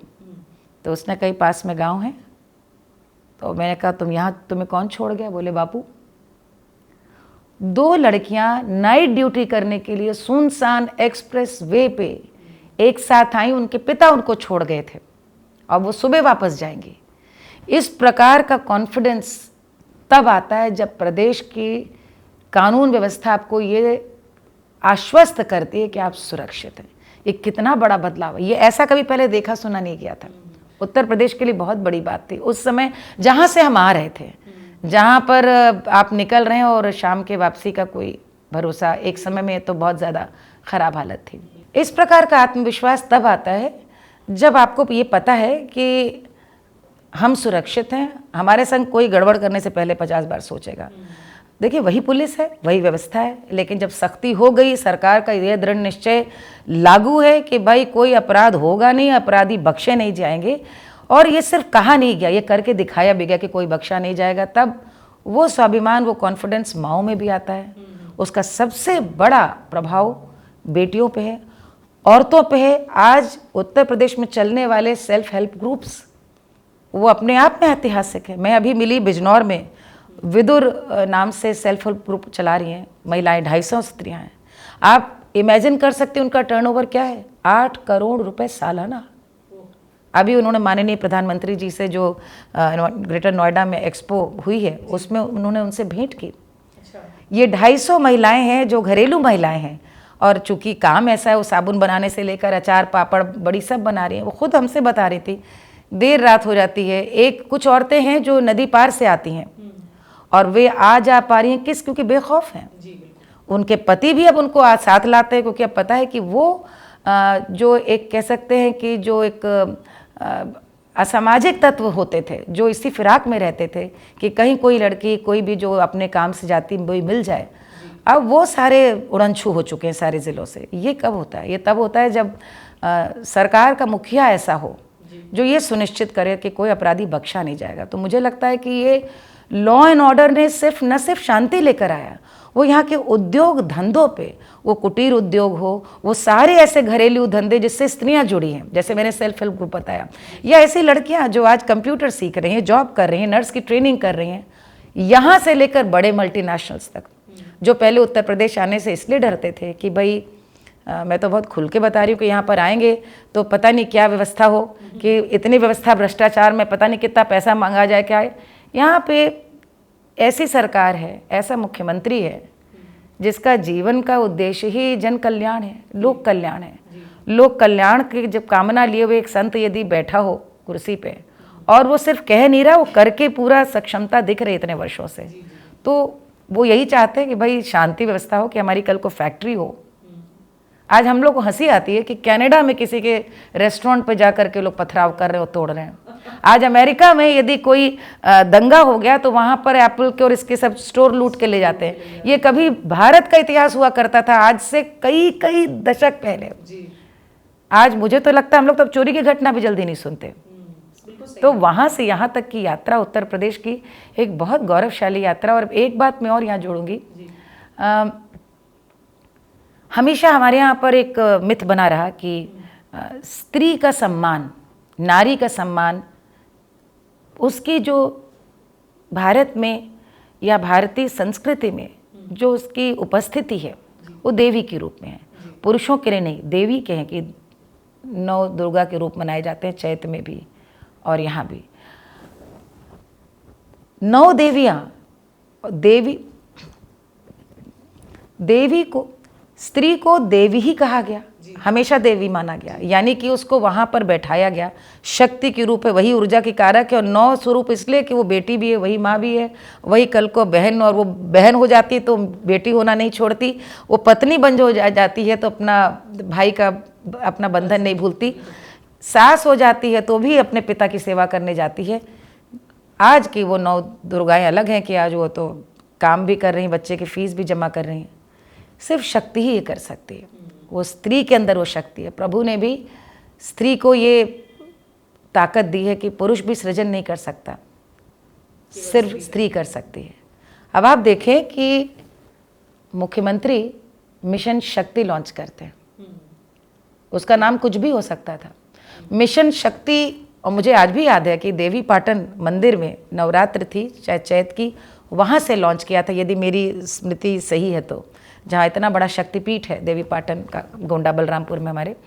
और वहाँ पर जब माननीय मुख्यमंत्री जी ने ये मिशन लॉन्च किया तो उसका पीछे उद्देश्य यही था, उस दिन वही था कि ट्रैफिक व्यवस्था भी आज स्त्री देखेगी, सारी स्त्रियां ही सारा वो देखेंगी। जो फ़ोन कॉल्स आते थे अपने जो बताने के लिए कि हमारे संग दुर्व्यवहार फ़ोन कॉल जो आपके 1090 पे जो, वहाँ पे भी महिला को नियुक्त किया गया, वही फ़ोन कॉल सारी देखेगी। और अब जाकर वो उद्योग से लेकर के कानून व्यवस्था सब में, यदि आज यदि एक स्त्री अपनी शिकायत कर रही है तो उसको एक स्त्री ही जाकर के अटेंड करेगी, वही देखेगी। पिंक बूथ बनाए गए थाने, वो आपको पता है। ये सब ये जो पहल, इस तरह की पहल है जो मुझे लगता है कि बहुत पहले हो जाने चाहिए थे। क्योंकि आधी आबादी, हम बोलते तो हैं आधी आबादी, और कभी कभी आधी आबादी हम बड़े तिरस्कार से कहते हैं। आधी आबादी क्या, पूरी आबादी वही है, वही घर को चला रही है, आपको वही ऑफिस भेजती है, और वही बेटे को भी इम्तहान होता है तो उसके पहले आशीर्वाद दे के भेजती है। ये शक्ति क्या है, उसको स्त्रियों से, सुरक्षा से और आत्मनिर्भरता से भी जोड़कर मुझे लगता है मुख्यमंत्री जी ने जितने मुझे लगता है सुंदरता से उसका एक संदेश दिया है, वो लोगों के बीच में गया है। अयोध्या जब हम पहले जाते थे उसमें कितना बदलाव हुआ, और अब जब मैं अयोध्या जाती हूँ तो मेस्मराइज हो जाती हूँ। इतने सारी चेंजेस, इतनी भव्यता, इतना खूबसूरत। आप कैसे देखते हैं अयोध्या को? अब मैं अपना अनुभव तो बताऊंगी, लेकिन मैं बात को यहाँ से आरंभ कर रही हूँ कि आने वाले वर्षों में अयोध्या विश्व की सुंदरतम नगरी होगी। जिस प्रकार के वहाँ प्रयास हो रहे हैं और जिस प्रकार की योजनाएं हैं, जितना धन वहाँ पे के लिए आवंटित हुआ है, और जिस प्रकार का विस्तार है, जिस प्रकार से पूरे विश्व भर से मैं कहूँगी लोग वहाँ आना चाहते हैं, आ रहे हैं, और नित नया वहाँ पे पूरा सृजन हो रहा है, तो मुझे लगता है लोग देखेंगे कि क्या अयोध्या है। शायद पुराने वैभव को वापस वही, और वही उद्देश्य भी, वही लक्ष्य भी है। देखिए, मैंने आपको बताया हमारा तो अयोध्या से एक भावनात्मक यही लगाव रहा कि हम बचपन से वहाँ पे अयोध्या जाते रहे, क्योंकि गोरखपुर का जो भी व्यक्ति होगा वो लखनऊ आएगा तो बिना अयोध्या में ड्योढ़ी को छुए बिना हनुमानगढ़ी की आगे नहीं बढ़ता। ये वहाँ की पुरानी परंपरा है। हमने अपने बचपन में अपने पिता के साथ वो स्थान भी देखा है, राम मंदिर, जिसको आप कहेंगे पुराना हमारा राम मंदिर, जिसको बहुत कुछ अब कहा जाता है, लेकिन हम तो वहाँ पर हम लोग गए भी हैं, उसको देखा भी है। और पिता से ये पूछते भी थे कि यहाँ रामलला का जब जन्म हुआ, हम तो गीत यही गाते हुए बड़े हुए, लेकिन राम है कहाँ, दिखते नहीं। और वो पूरी यात्रा से मेरा अपना भावनात्मक लगाव वहाँ तक का रहा है कि जब अडवाणी जी की रथ यात्रा निकली है तो मैं यही लखनऊ में थी, और यहाँ पे अपनी माँ के साथ, भाभी के साथ उस रथ में पूरी सब्जी बना करके जो वितरित करने वालों में से एक मैं भी थी, इधर गिलहरी की तरह, कि गिलहरी प्रयास की वो वहाँ पर की रथ यात्रा जा रही है, और उसका इतना लोगों में वो था। लेकिन घर से पूरी सब्जी बना करके और उनका नमस्कार करके स्वीकार करना माला और पैकेट्स, क्योंकि बहुत दूर था, बस हम लोग तो बहुत दूर थे, सब ऐसे फेंक रहे थे, हम लोगों ने भी फेंका। वो लगाव राम मंदिर के लिए मेरा बचपन से रहा है, आपको ये बताना चाह रही हूँ। और कुछ विधाता ने ऐसा कृपा की कि जब विवाह हुआ, विवाह के बाद पतिदेव वहाँ पर बतौर जिलाधिकारी रहे, तो हमने अपनी आँखों के सामने तिरपाल में रामलला को देखा है, वर्षा में भीगते हुए भी। और उसे देखते थे हम लोग, तो हम लोग ये सोचते थे कि मतलब ये कहाँ, मतलब ये कौन सा देश का एक कानून है जो ये तय करेगा कि राम यहाँ जन्मे थे। ये तो हम, हमारे पूर्वज जानते हैं, हमें किस प्रमाण की आवश्यकता है। लेकिन वो उस दौरान जो सेवा करने का अनुभव मिला, जो अयोध्या में रहने का जो सौभाग्य मिला, अयोध्या के शांति और उस प्रतीक्षा को अनुभूत करने का अवसर मिला। इतने वर्षों की प्रतीक्षा को जब रामलला के मंदिर के प्राकट्य में भी, उस दिन जब निमंत्रण पत्र मुझे मिला हाथ में, जब कार्ड में आया, फ़ोन आया कि आपका निमंत्रण है, आपको जाना है वहाँ 22 जनवरी को, तो बस मुझे ये लगा कि ये जैसे पूरी एक यात्रा है कि रामलला आज सामने वहाँ बैठे हैं और मुझे वहाँ देखने का ये अवसर मिला है। ये तो हुई मेरी बात। इस पूरी अयोध्या में एक, आप कहेंगे मैं बात वापस वहीं ले जा रही हूँ, बहुत कुछ कहा गया है। राम मंदिर की कथा, रामलला के मंदिर बनने की कथा, राम मंदिर के संघर्ष की कथा, 500 वर्ष की कथा, उसके पहले के भी जो संघर्ष हैं, कितनों ने पुस्तकें लिख दी हैं इस पर, कितना अब लिटरेचर भी इस पे उपलब्ध है, कितने पॉडकास्ट हो चुके हैं, सब है। लेकिन एक बहुत गहरा रिश्ता राम मंदिर से गोरक्षनाथ पीठ का है। गोरक्षनाथ पीठाधीश्वर माननीय योगी आदित्यनाथ जी का है, उनके गुरु का है, उनके दादा गुरु जी का है। उनके लिए ये पूरी जो प्रक्रिया है वो एक ईश्वर का संकेत है और कुछ नहीं है। और मुझे नहीं लगता कितने लोगों को इसके बारे में जानकारी होगी कि जब वहाँ कुछ नहीं था, देश के आज़ाद होने के बाद, जब उस समय जिलाधिकारी फैज़ाबाद नैयर ने पत्र लिखा, नैयर जी ने पत्र लिखा नेहरू जी को कि सोमनाथ की तर्ज पे अब राम मंदिर भी बनना चाहिए, और वो प्रस्ताव ठुकरा दिया गया। और वहाँ पर जो पूरी एक आंदोलन हुआ जिसमें जिलाधिकारी ने स्वयं कहा कि भाई जनाकांक्षा है, यहाँ सदा से राम रहे, और बहुत प्रतीक्षा, उनको उम्मीद है कि अब देश आज़ाद हुआ, अब यहाँ पे राम मंदिर होना चाहिए। और वैसा हुआ नहीं। उस समय जो पूरा एक सर्जना पूरे पूर्वी उत्तर प्रदेश में और अयोध्या में आई, उसमें बहुत बड़ी भूमिका महंत दिग्विजय नाथ जी की थी। जो जानते हैं वो सब ये बात जानते हैं।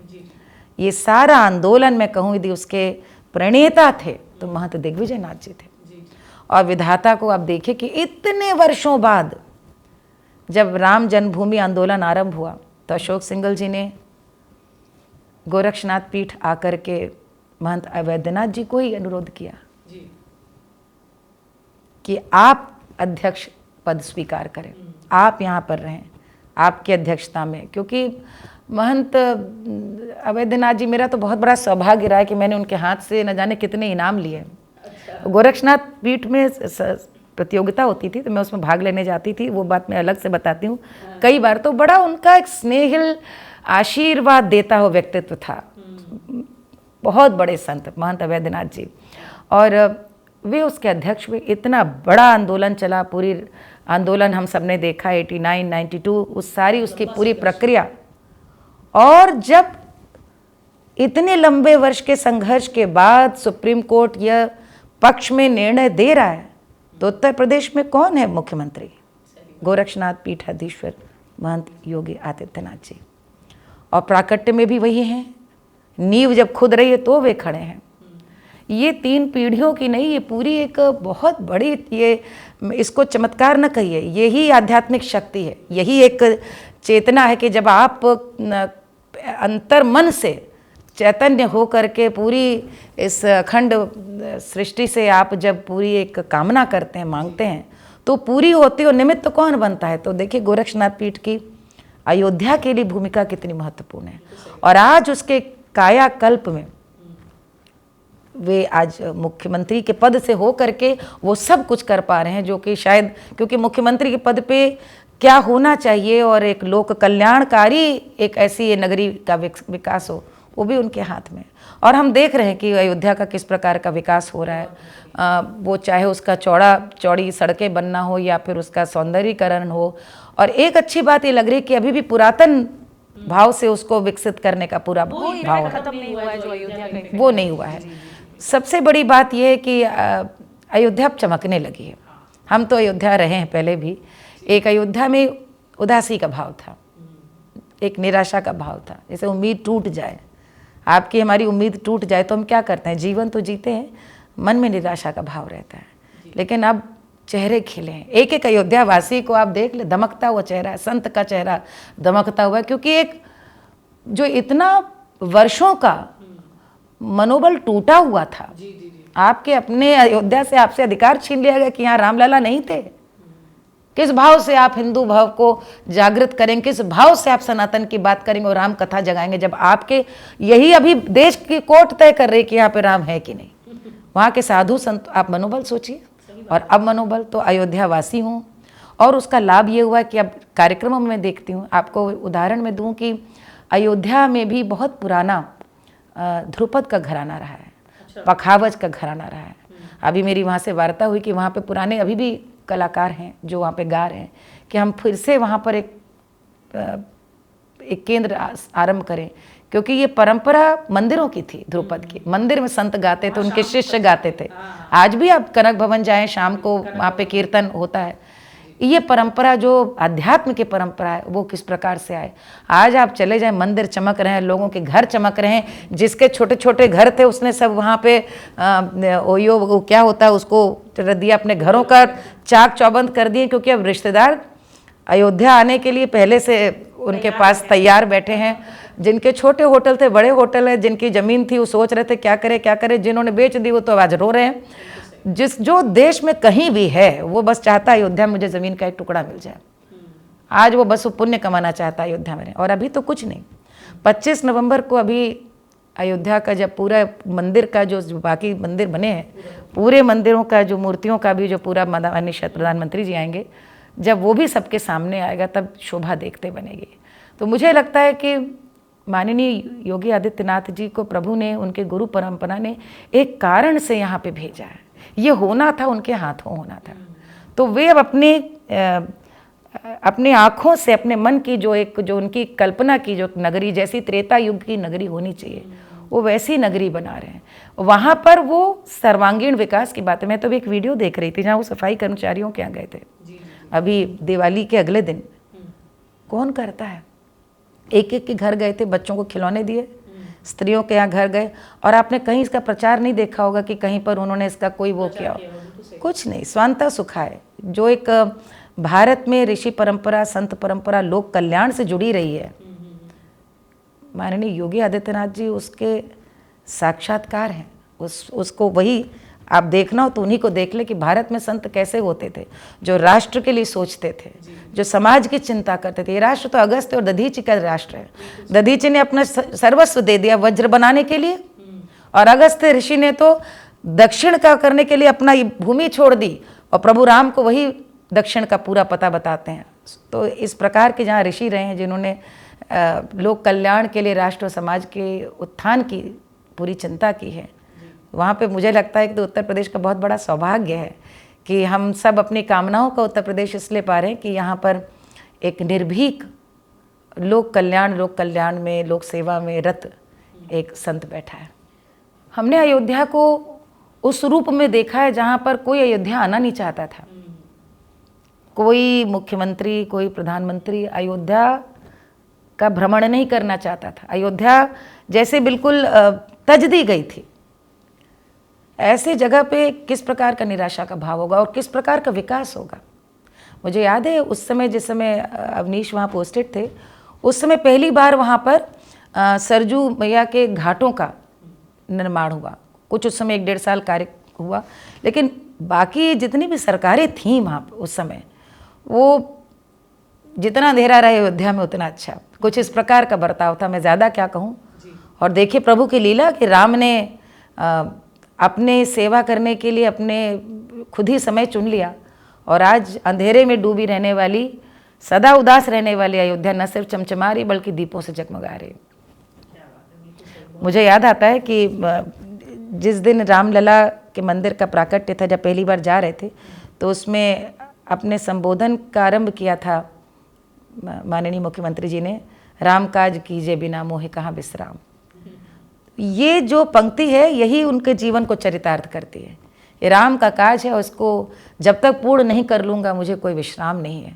तो अयोध्या नित्य निखरती रहेगी, इसका तो निखार देखते ही बनेगा कुछ। बिल्कुल सही बात है। और इसका जो रूपकरण है वो तो बहुत ही खूबसूरत होता जा रहा है, और बहुत सारी कहानियाँ भी जुड़ी हुई हैं, वो चलती रहेंगी।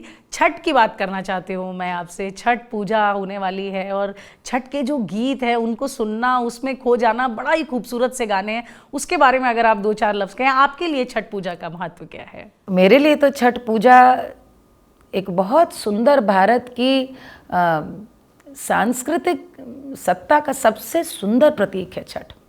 क्योंकि हर बार सौभाग्य रहता है, हम लोग छठ के समय मंच पे होते हैं, और वो मंच अलग होता है। नदी के पास, पोखर के पास, तालाब के पास अर्घा देते हुए अपनी मातृशक्ति के संग पूरे परिवार को एक साथ दौरा पकड़े खड़े रहना, और सूर्य के सामने अर्घा देते हुए जल में खड़े रहना, जहाँ पर तीनों तादाद में हो जाते हैं, जल, धरती और अंतरिक्ष, सूर्य भगवान। उससे सुंदर कुछ नहीं है।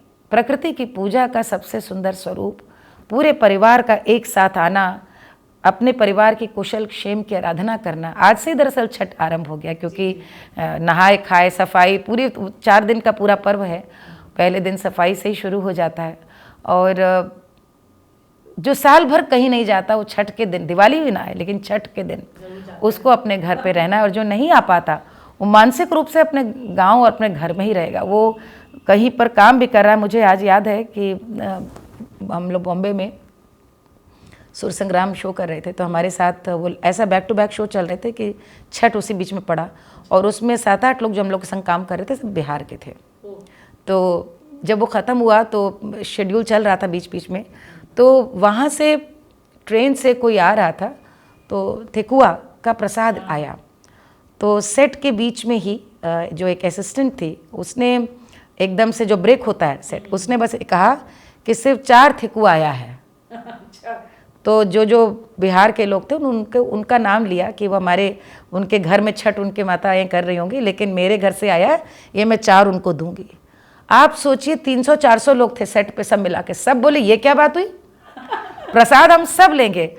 चूरा चूरा करके ठेकुआ को उसका चूरा बनाएगा और सबने फाका।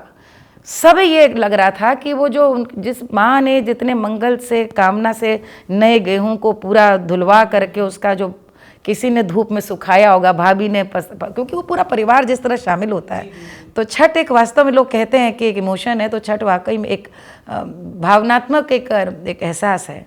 और छठ के गाने भी इस प्रकार के हैं कि मैं तो जब छठ याद करती हूँ, आपने कहा कैसे याद करती हूँ, मैं तो शारदा दीदी के बहाने उनको याद करती हूँ कि छठ और शारदा सिन्हा जी दीदी को अलग नहीं कर सकते। कुछ उनकी आवाज़ में प्रभु ने, छठी मैया ने ऐसा आशीर्वाद बरसाया था कि उनके स्वर कंठ में उनके जैसे माँ शारदा स्वयं बसी हुई हों। तो जब वे गाती थी लगता था कि छठ आ गया। बहुत सुंदर आवाज़ और वैसे ही गीत। तो छठ के पर्व के बहाने मुझे लगता है छठ का पर्व सबसे सुंदर संकेत ये देता है कि भारत की जो प्राचीनतम उपासना पद्धति थी वो प्रकृति उपासना की थी। अच्छा। देखिए आज हम देवी देवता हैं, सभी को हम पूजते हैं, यही हमारे वैशिष्ट्य है भारत का। लेकिन आप ऋग्वेद भी पढ़ लें, कुछ भी पढ़ लें, तो हम मूल रूप से प्रकृति की उपासक थे। सूर्य उपासना, सूर्य के प्रति कृतज्ञता और डूबते हुए सूर्य की उपासना इस विश्वास के साथ कि हम सब संततियां तुमको इस विश्वास से हाथ जोड़ रहे कि कल तुम फिर उगना, तुम्हारे पुनः उगने के इसी विश्वास पे ये सृष्टि कायम है। ये उदय तुम जरूर होना, हमारा भरोसा तुम हो, तुम उदित होगे, वहीं से ऊर्जा है, वहीं से जीवन है। ये विश्वास का संबंध, और कहाँ खड़े रहना, जल में। जल और सूर्य दोनों के प्रति कृतज्ञता अर्पित क्या किया जाता है इस मौसम का, सिंघाड़ा, अपने गांव, अपने घर का पहला अमरूद, नारियल, केले की पहली घर, शकरकंदी, प्रकृति जन्य किस में रखते हैं, दौरा में, सूपा में। कुछ भी आज के हिसाब से यदि आप कहें तो जो शब्द बड़ा चला ऑर्गेनिक, तो सब कुछ मूल रूप से प्रकृति से उपस्थित, प्रकृति से प्रदत्त और प्रकृति को ही वापस, और अकेले कुछ नहीं, सब कुछ परिवार के साथ जल के सामने। तो मुझे लगता है छठ पर्व ये भी एक बहुत बड़ा एक संदेश है हम सब भारतीयों के लिए कि हमारे पूर्वज अपनी आध्यात्मिक ऊर्जा को, उसके उन्नयन के प्रति ज़्यादा आग्रही थे उपासना पद्धति में। सुबह सुबह सूर्य की उपासना, डूबते हुए सूर्य की उपासना, आप रोज सूर्य को अर्घ्य दें, सूर्य से संवाद करें, सूर्य को प्रणाम करें, सूर्य के प्रति कृतज्ञता ज्ञापित करें। हम कितनी बार आभार व्यक्त कर पाते हैं। तो ये बहुत बहुत अद्भुत है। और इतने लोगों का एक साथ आना, इतने सम्मिलन एकदम, हाँ, मैं तो, और इतनी समर्पण भाव से करना और बड़ी पवित्रता के भाव से करना, देखते बड़ा कठिन व्रत भी है, बड़ा कठिन है। और आप ये देखिए कि माँ ने रखा है तो घर के सारे लड़के काम छोड़ करके पूरी सफाई कराते हैं कि अब आज खीर बनेगी तो माँ को ना उठने दें, कैसे करे दौरा। गानों में वर्णन आता है, मैं आपको सुनाती हूँ। काच ही बांस के बहंगिया, बहंगी लचकत जाए, बहंगी लचकत जाए, होई ना बलम जी कहरिया, बहंगी घाटे पहुँचाए, बहंगी घाटे पहुँचाए, होई ना बलम जी दुवरिया, बहंगी घाटे पहुँचाए, बहंगी घाटे पहुँचाए, बाट जे पूछेला, रास्ते में चलते हुए लोग पूछ रहे हैं, बाट जे पूछेला रे बटोहिया, बहंगी के करा के जाए, बहंगी के करा के जाए। अरे तू हरी जे बानी छठी मैया, बहंगी उनका के जाए, बहंगी उनका के जाए। अरे होई ना देवर जी कहरिया, बहंगी घाटे पहुँचाए, बहंगी छठी मैया के जाए, बहंगी घाटे पहुँचाए। क्या बात है, क्या बेहतरीन वाइब्रेशन है आपकी आवाज में, हम लोगों को वहां नदी के तट पे पहुंचा दिया आपने। अब इस गीत में देखिए कितना सुंदर वर्णन है कि बलम से कह रही अपने पति से कि कहार नहीं ले जाएंगे, आपको ले जाना पड़ेगा। और फिर देवर से भी आग्रह कि पति नहीं है तो देवर जी इस बार आप लेके जाएंगे। यानी जो मैं शुरू में बात कह रही थी, परिवार पहली इकाई है एकता की। त्योहार का मतलब ही है कि उसको पूरा परिवार करे। तो ऐसा नहीं कि पति पत्नी करते हैं कोई त्योहार बैठ के, पूरा परिवार एक साथ छठ को करता है। क्या बात है, बहुत ही खूबसूरत बात। अच्छा, हम लोग छठ पूजा की बात कर रहे थे और कलाकारों की भी हमने बहुत सारी बात की है। जो मतलब अभी जो विकास हो रहा है कलाकारों का, उनको आप कोई एक ऐसा सजेशन देना चाहें जिससे वो और आगे जाएं और आगे बढ़ें उत्तर प्रदेश में? कलाकारों के लिए तो मेरा ये संदेश होगा कि संगीत की इतनी विधाएं हैं, जो भी विधा, कभी कभी विधा आपको चुन लेती है, जो भी विधा आपने चुनी हो उसका समग्र अध्ययन करें।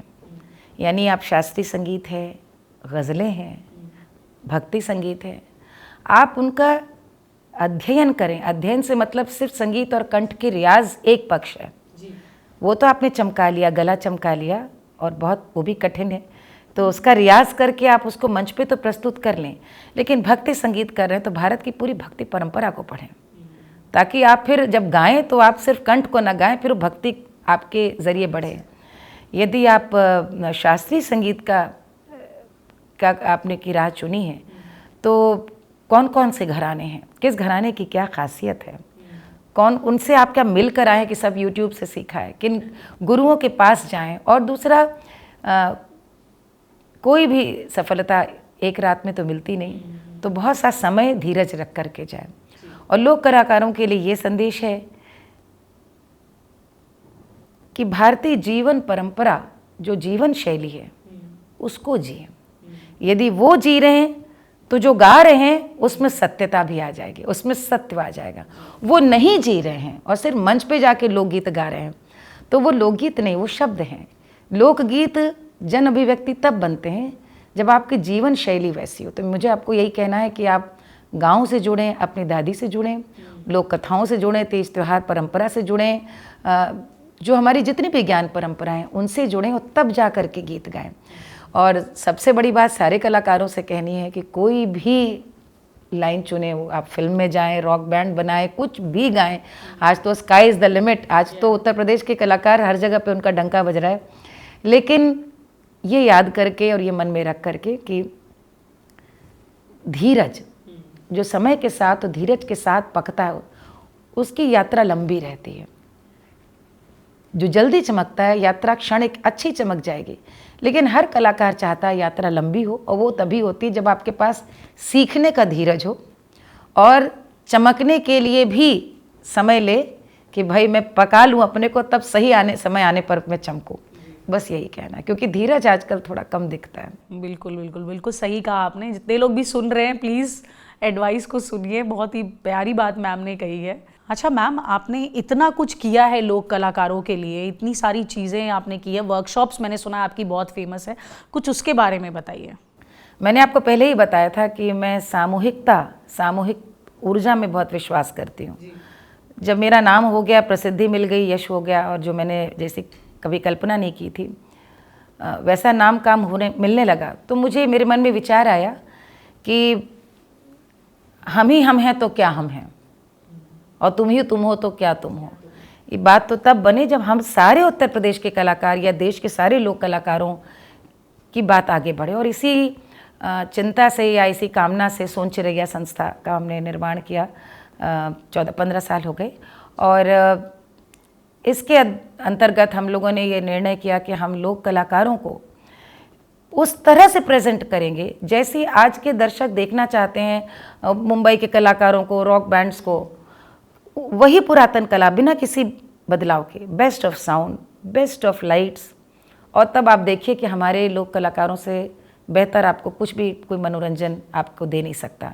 और लोक कलाकार तो मनोरंजन का संज्ञान भी देते हैं और उनके कार्यक्रम हम लगातार कराते आए, वर्कशॉप्स भी करते रहे। जैसे हम लोगों ने नौटंकी के लिए, नौटंकी पे 5 साल लगातार हम लोगों ने काम किया, उनकी नई पोशाकें बनाई, कई वर्कशॉप्स ली कानपुर में, दिल्ली में, उनके शो कराए कि नौटंकी को लेकर के। नौटंकी उत्तर प्रदेश की एक ऐसी हरदिल अजीज़ विधा रही है जिसके बारे में आज लोगों की बहुत अलग राय हो गई है, क्योंकि अब नौटंकी वो नौटंकी नहीं है जो उसको हम लोग मनोरंजन के रूप में जानते हैं। उसके पुरातन वैभव में जहाँ पर हरिश्चंद्र की कथा, अमर सिंह राठौर की कथा, इन कथाओं को लोग जाने नौटंकी के बहाने।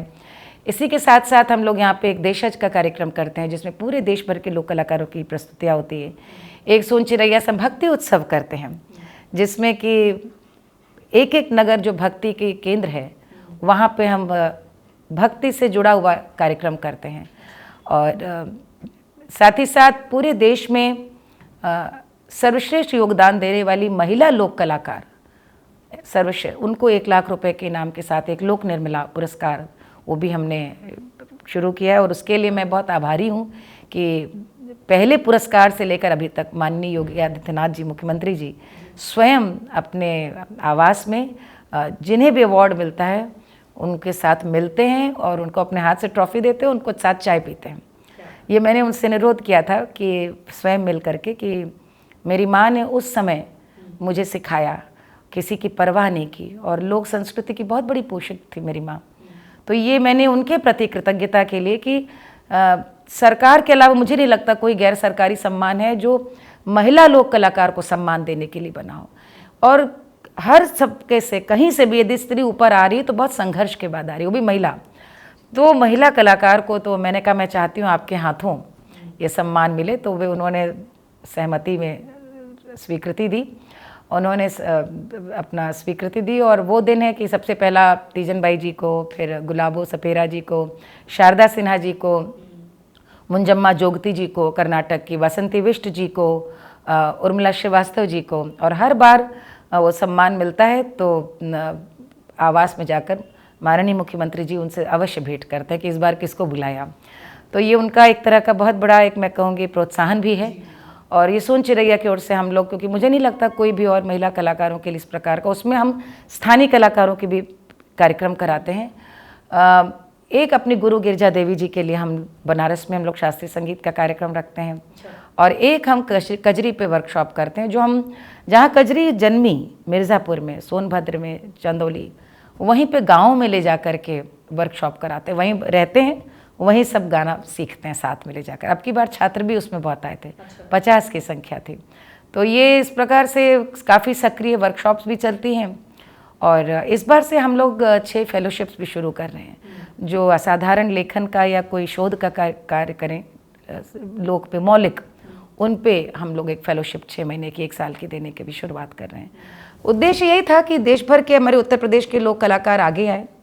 और आप कहेंगे कि इसका मुख्य योगदान क्या है, तो एक उदाहरण से आपको बात बताना चाहूँगी। जब संस्था की जब हमारी शुरुआत हुई, सबसे पहले मैं कभी बात नहीं भूलती, वो पहला कार्यक्रम था बांदा से पाई डंडा का कार्यक्रम।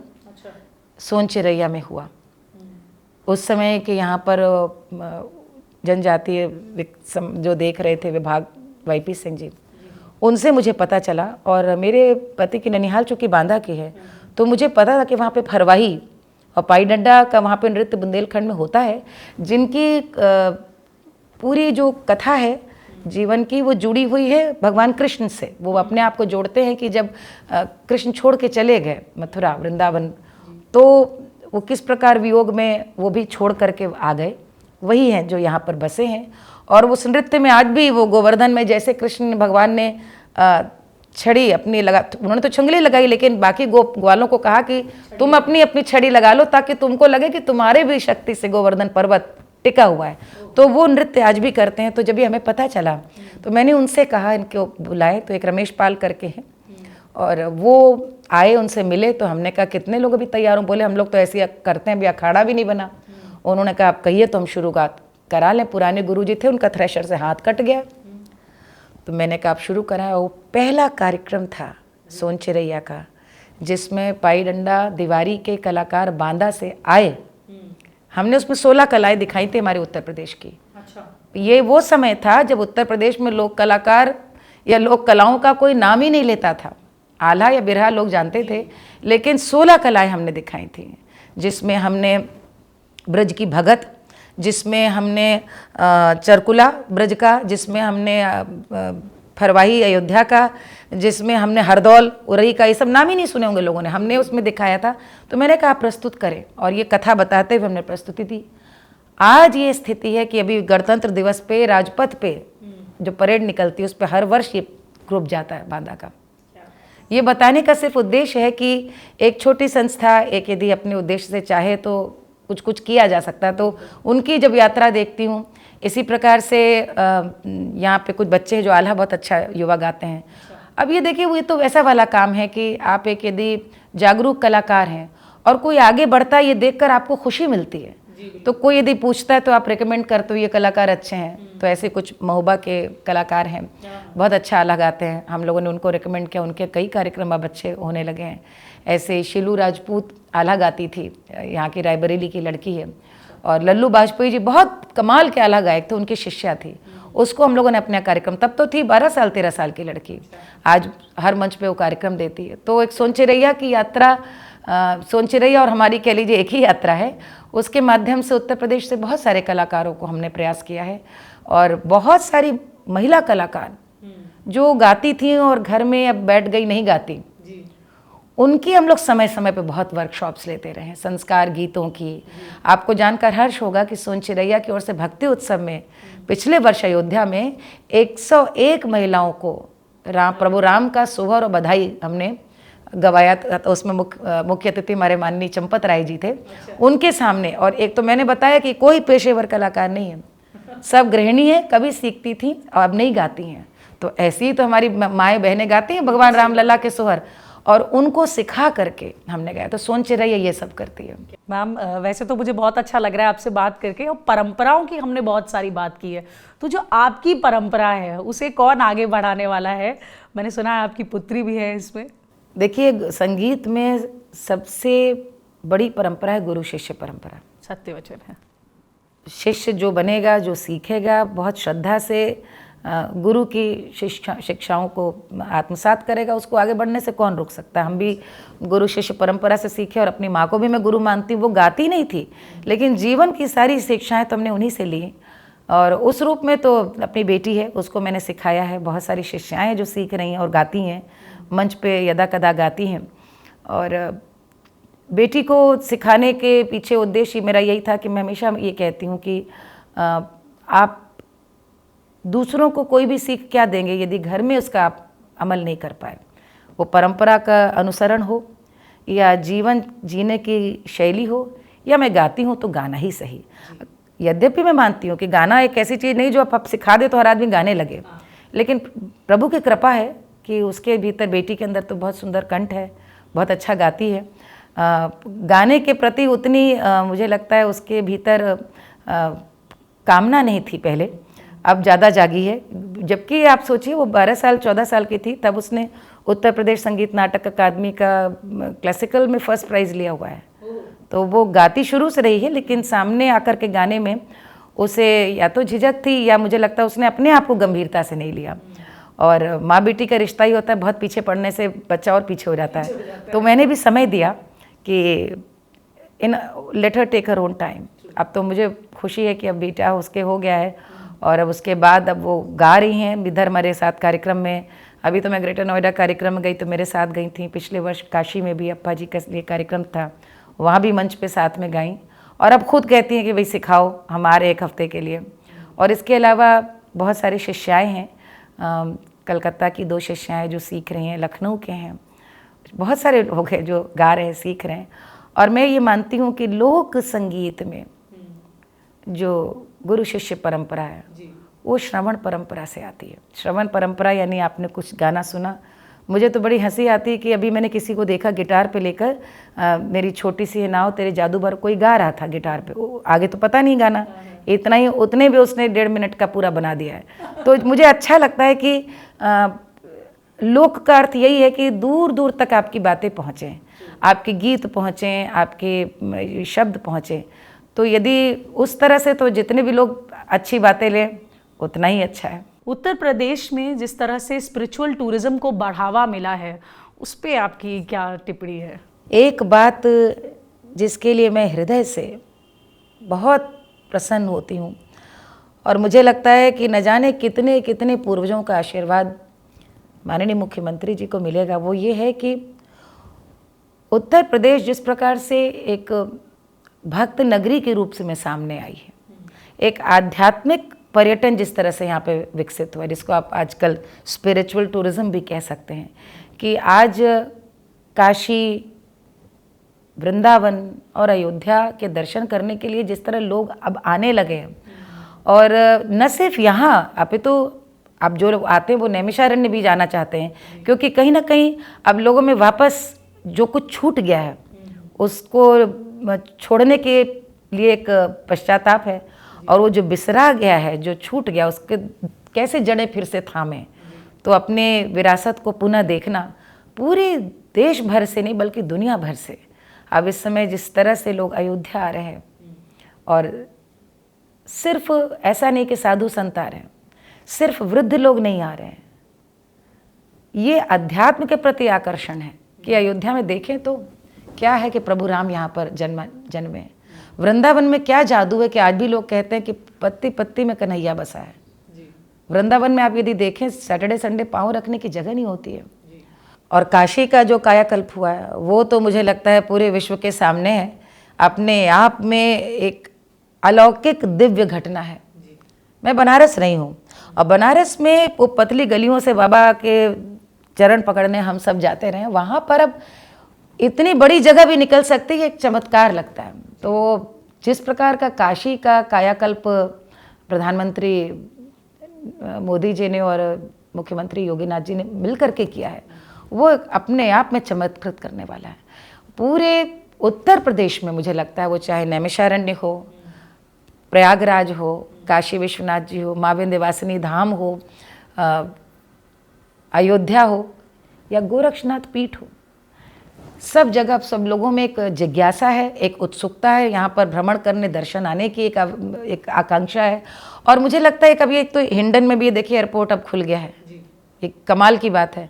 और साथ ही साथ अयोध्या में और प्रयागराज में भी अब फ्लाइट्स हैं, जिसको विंध्यवासिनी जी दर्शन करने जाना है वो मुंबई से सीधे पहुँचा 1.5 घंटे में वहाँ से सीधे, या अयोध्या आना है तो सीधे अयोध्या से गोरक्षनाथ जी सीधे आप पहुँच सकते हैं। ये जो एयर कनेक्टिविटी, अवेलेबिलिटी, और साथ ही साथ कहाँ कभी अपराध के लिए या अकर्मण्यता के लिए, या जिसको बहुत कुछ आसानी से मिल जाए, ऐसे उत्तर प्रदेश के लिए जाना जाता था। उत्तर प्रदेश आज वो एक भक्ति नगरी, अध्यात्म नगरी के रूप में जानी जाती है। एक जिज्ञासा है लोगों के मन में, उत्तर प्रदेश आने की एक उत्सुकता है। वो जो कलेवर उत्तर प्रदेश को मुख्यमंत्री जी ने दिया है, उसके लिए तो एक उत्तर प्रदेश वासी होने के नाते मैं उनके प्रति कृतज्ञ हूँ।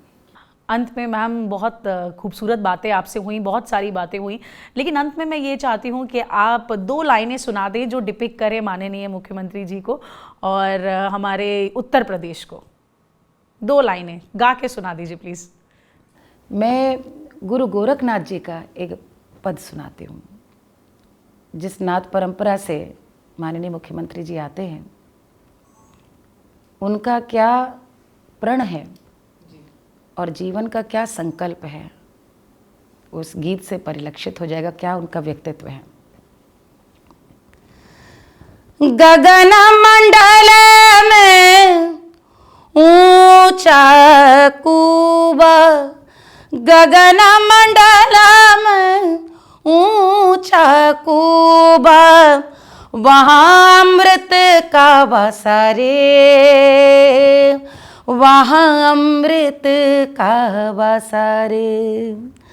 सगुरा होई सो भरी भरी पीवे, सगुरा होई सो भरी भरी पीवे, अरे निगुरा जाई पियास रे।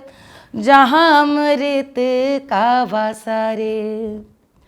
अवधू रहिया हाटे बाटे, अवधू रहिया हाटे बाटे, रूप बिरस की छाया रे। अरे तजीवा काम क्रोध लोभ मोह ई संसार की माया रे। गगन मंडल में ऊंचा कुआं, वहाँ अमृत का वासा रे। जिसने काम क्रोध मोह लोभ से अपने आप को छोड़ दिया हो, उसने अपना जीवन और कर्म और धर्म सिर्फ जन कल्याण को मान लिया हो, ऐसी नाथ परंपरा से आते हैं हमारे योगी जी। क्या बात है मैम, बहुत ही खूबसूरत, बहुत ही प्यारा गाया आपने, रूह छू गई अरे बहुत सुंदर। आगे भी आपसे मुलाकात होती रहेगी, आपकी आवाज़ सुनते रहेंगे, आपको अलग अलग मंचों पर देखते रहेंगे। और थैंक यू सो मच कि आप अपना बहुमूल्य समय निकाल कर आज हमारे साथ यहाँ बैठी। बहुत बहुत आभार, बहुत बहुत आभार ये अवसर देने के लिए। इसी बहाने उत्तर प्रदेश की कितनी बातें कहने का मौका मिला जी। और मैं अपने दर्शकों को भी बहुत बहुत थैंक यू कहना चाहती हूँ कि आप सब इतने लंबे समय तक हमारे साथ पूरे पॉडकास्ट तक बने रहे। Thank you so much.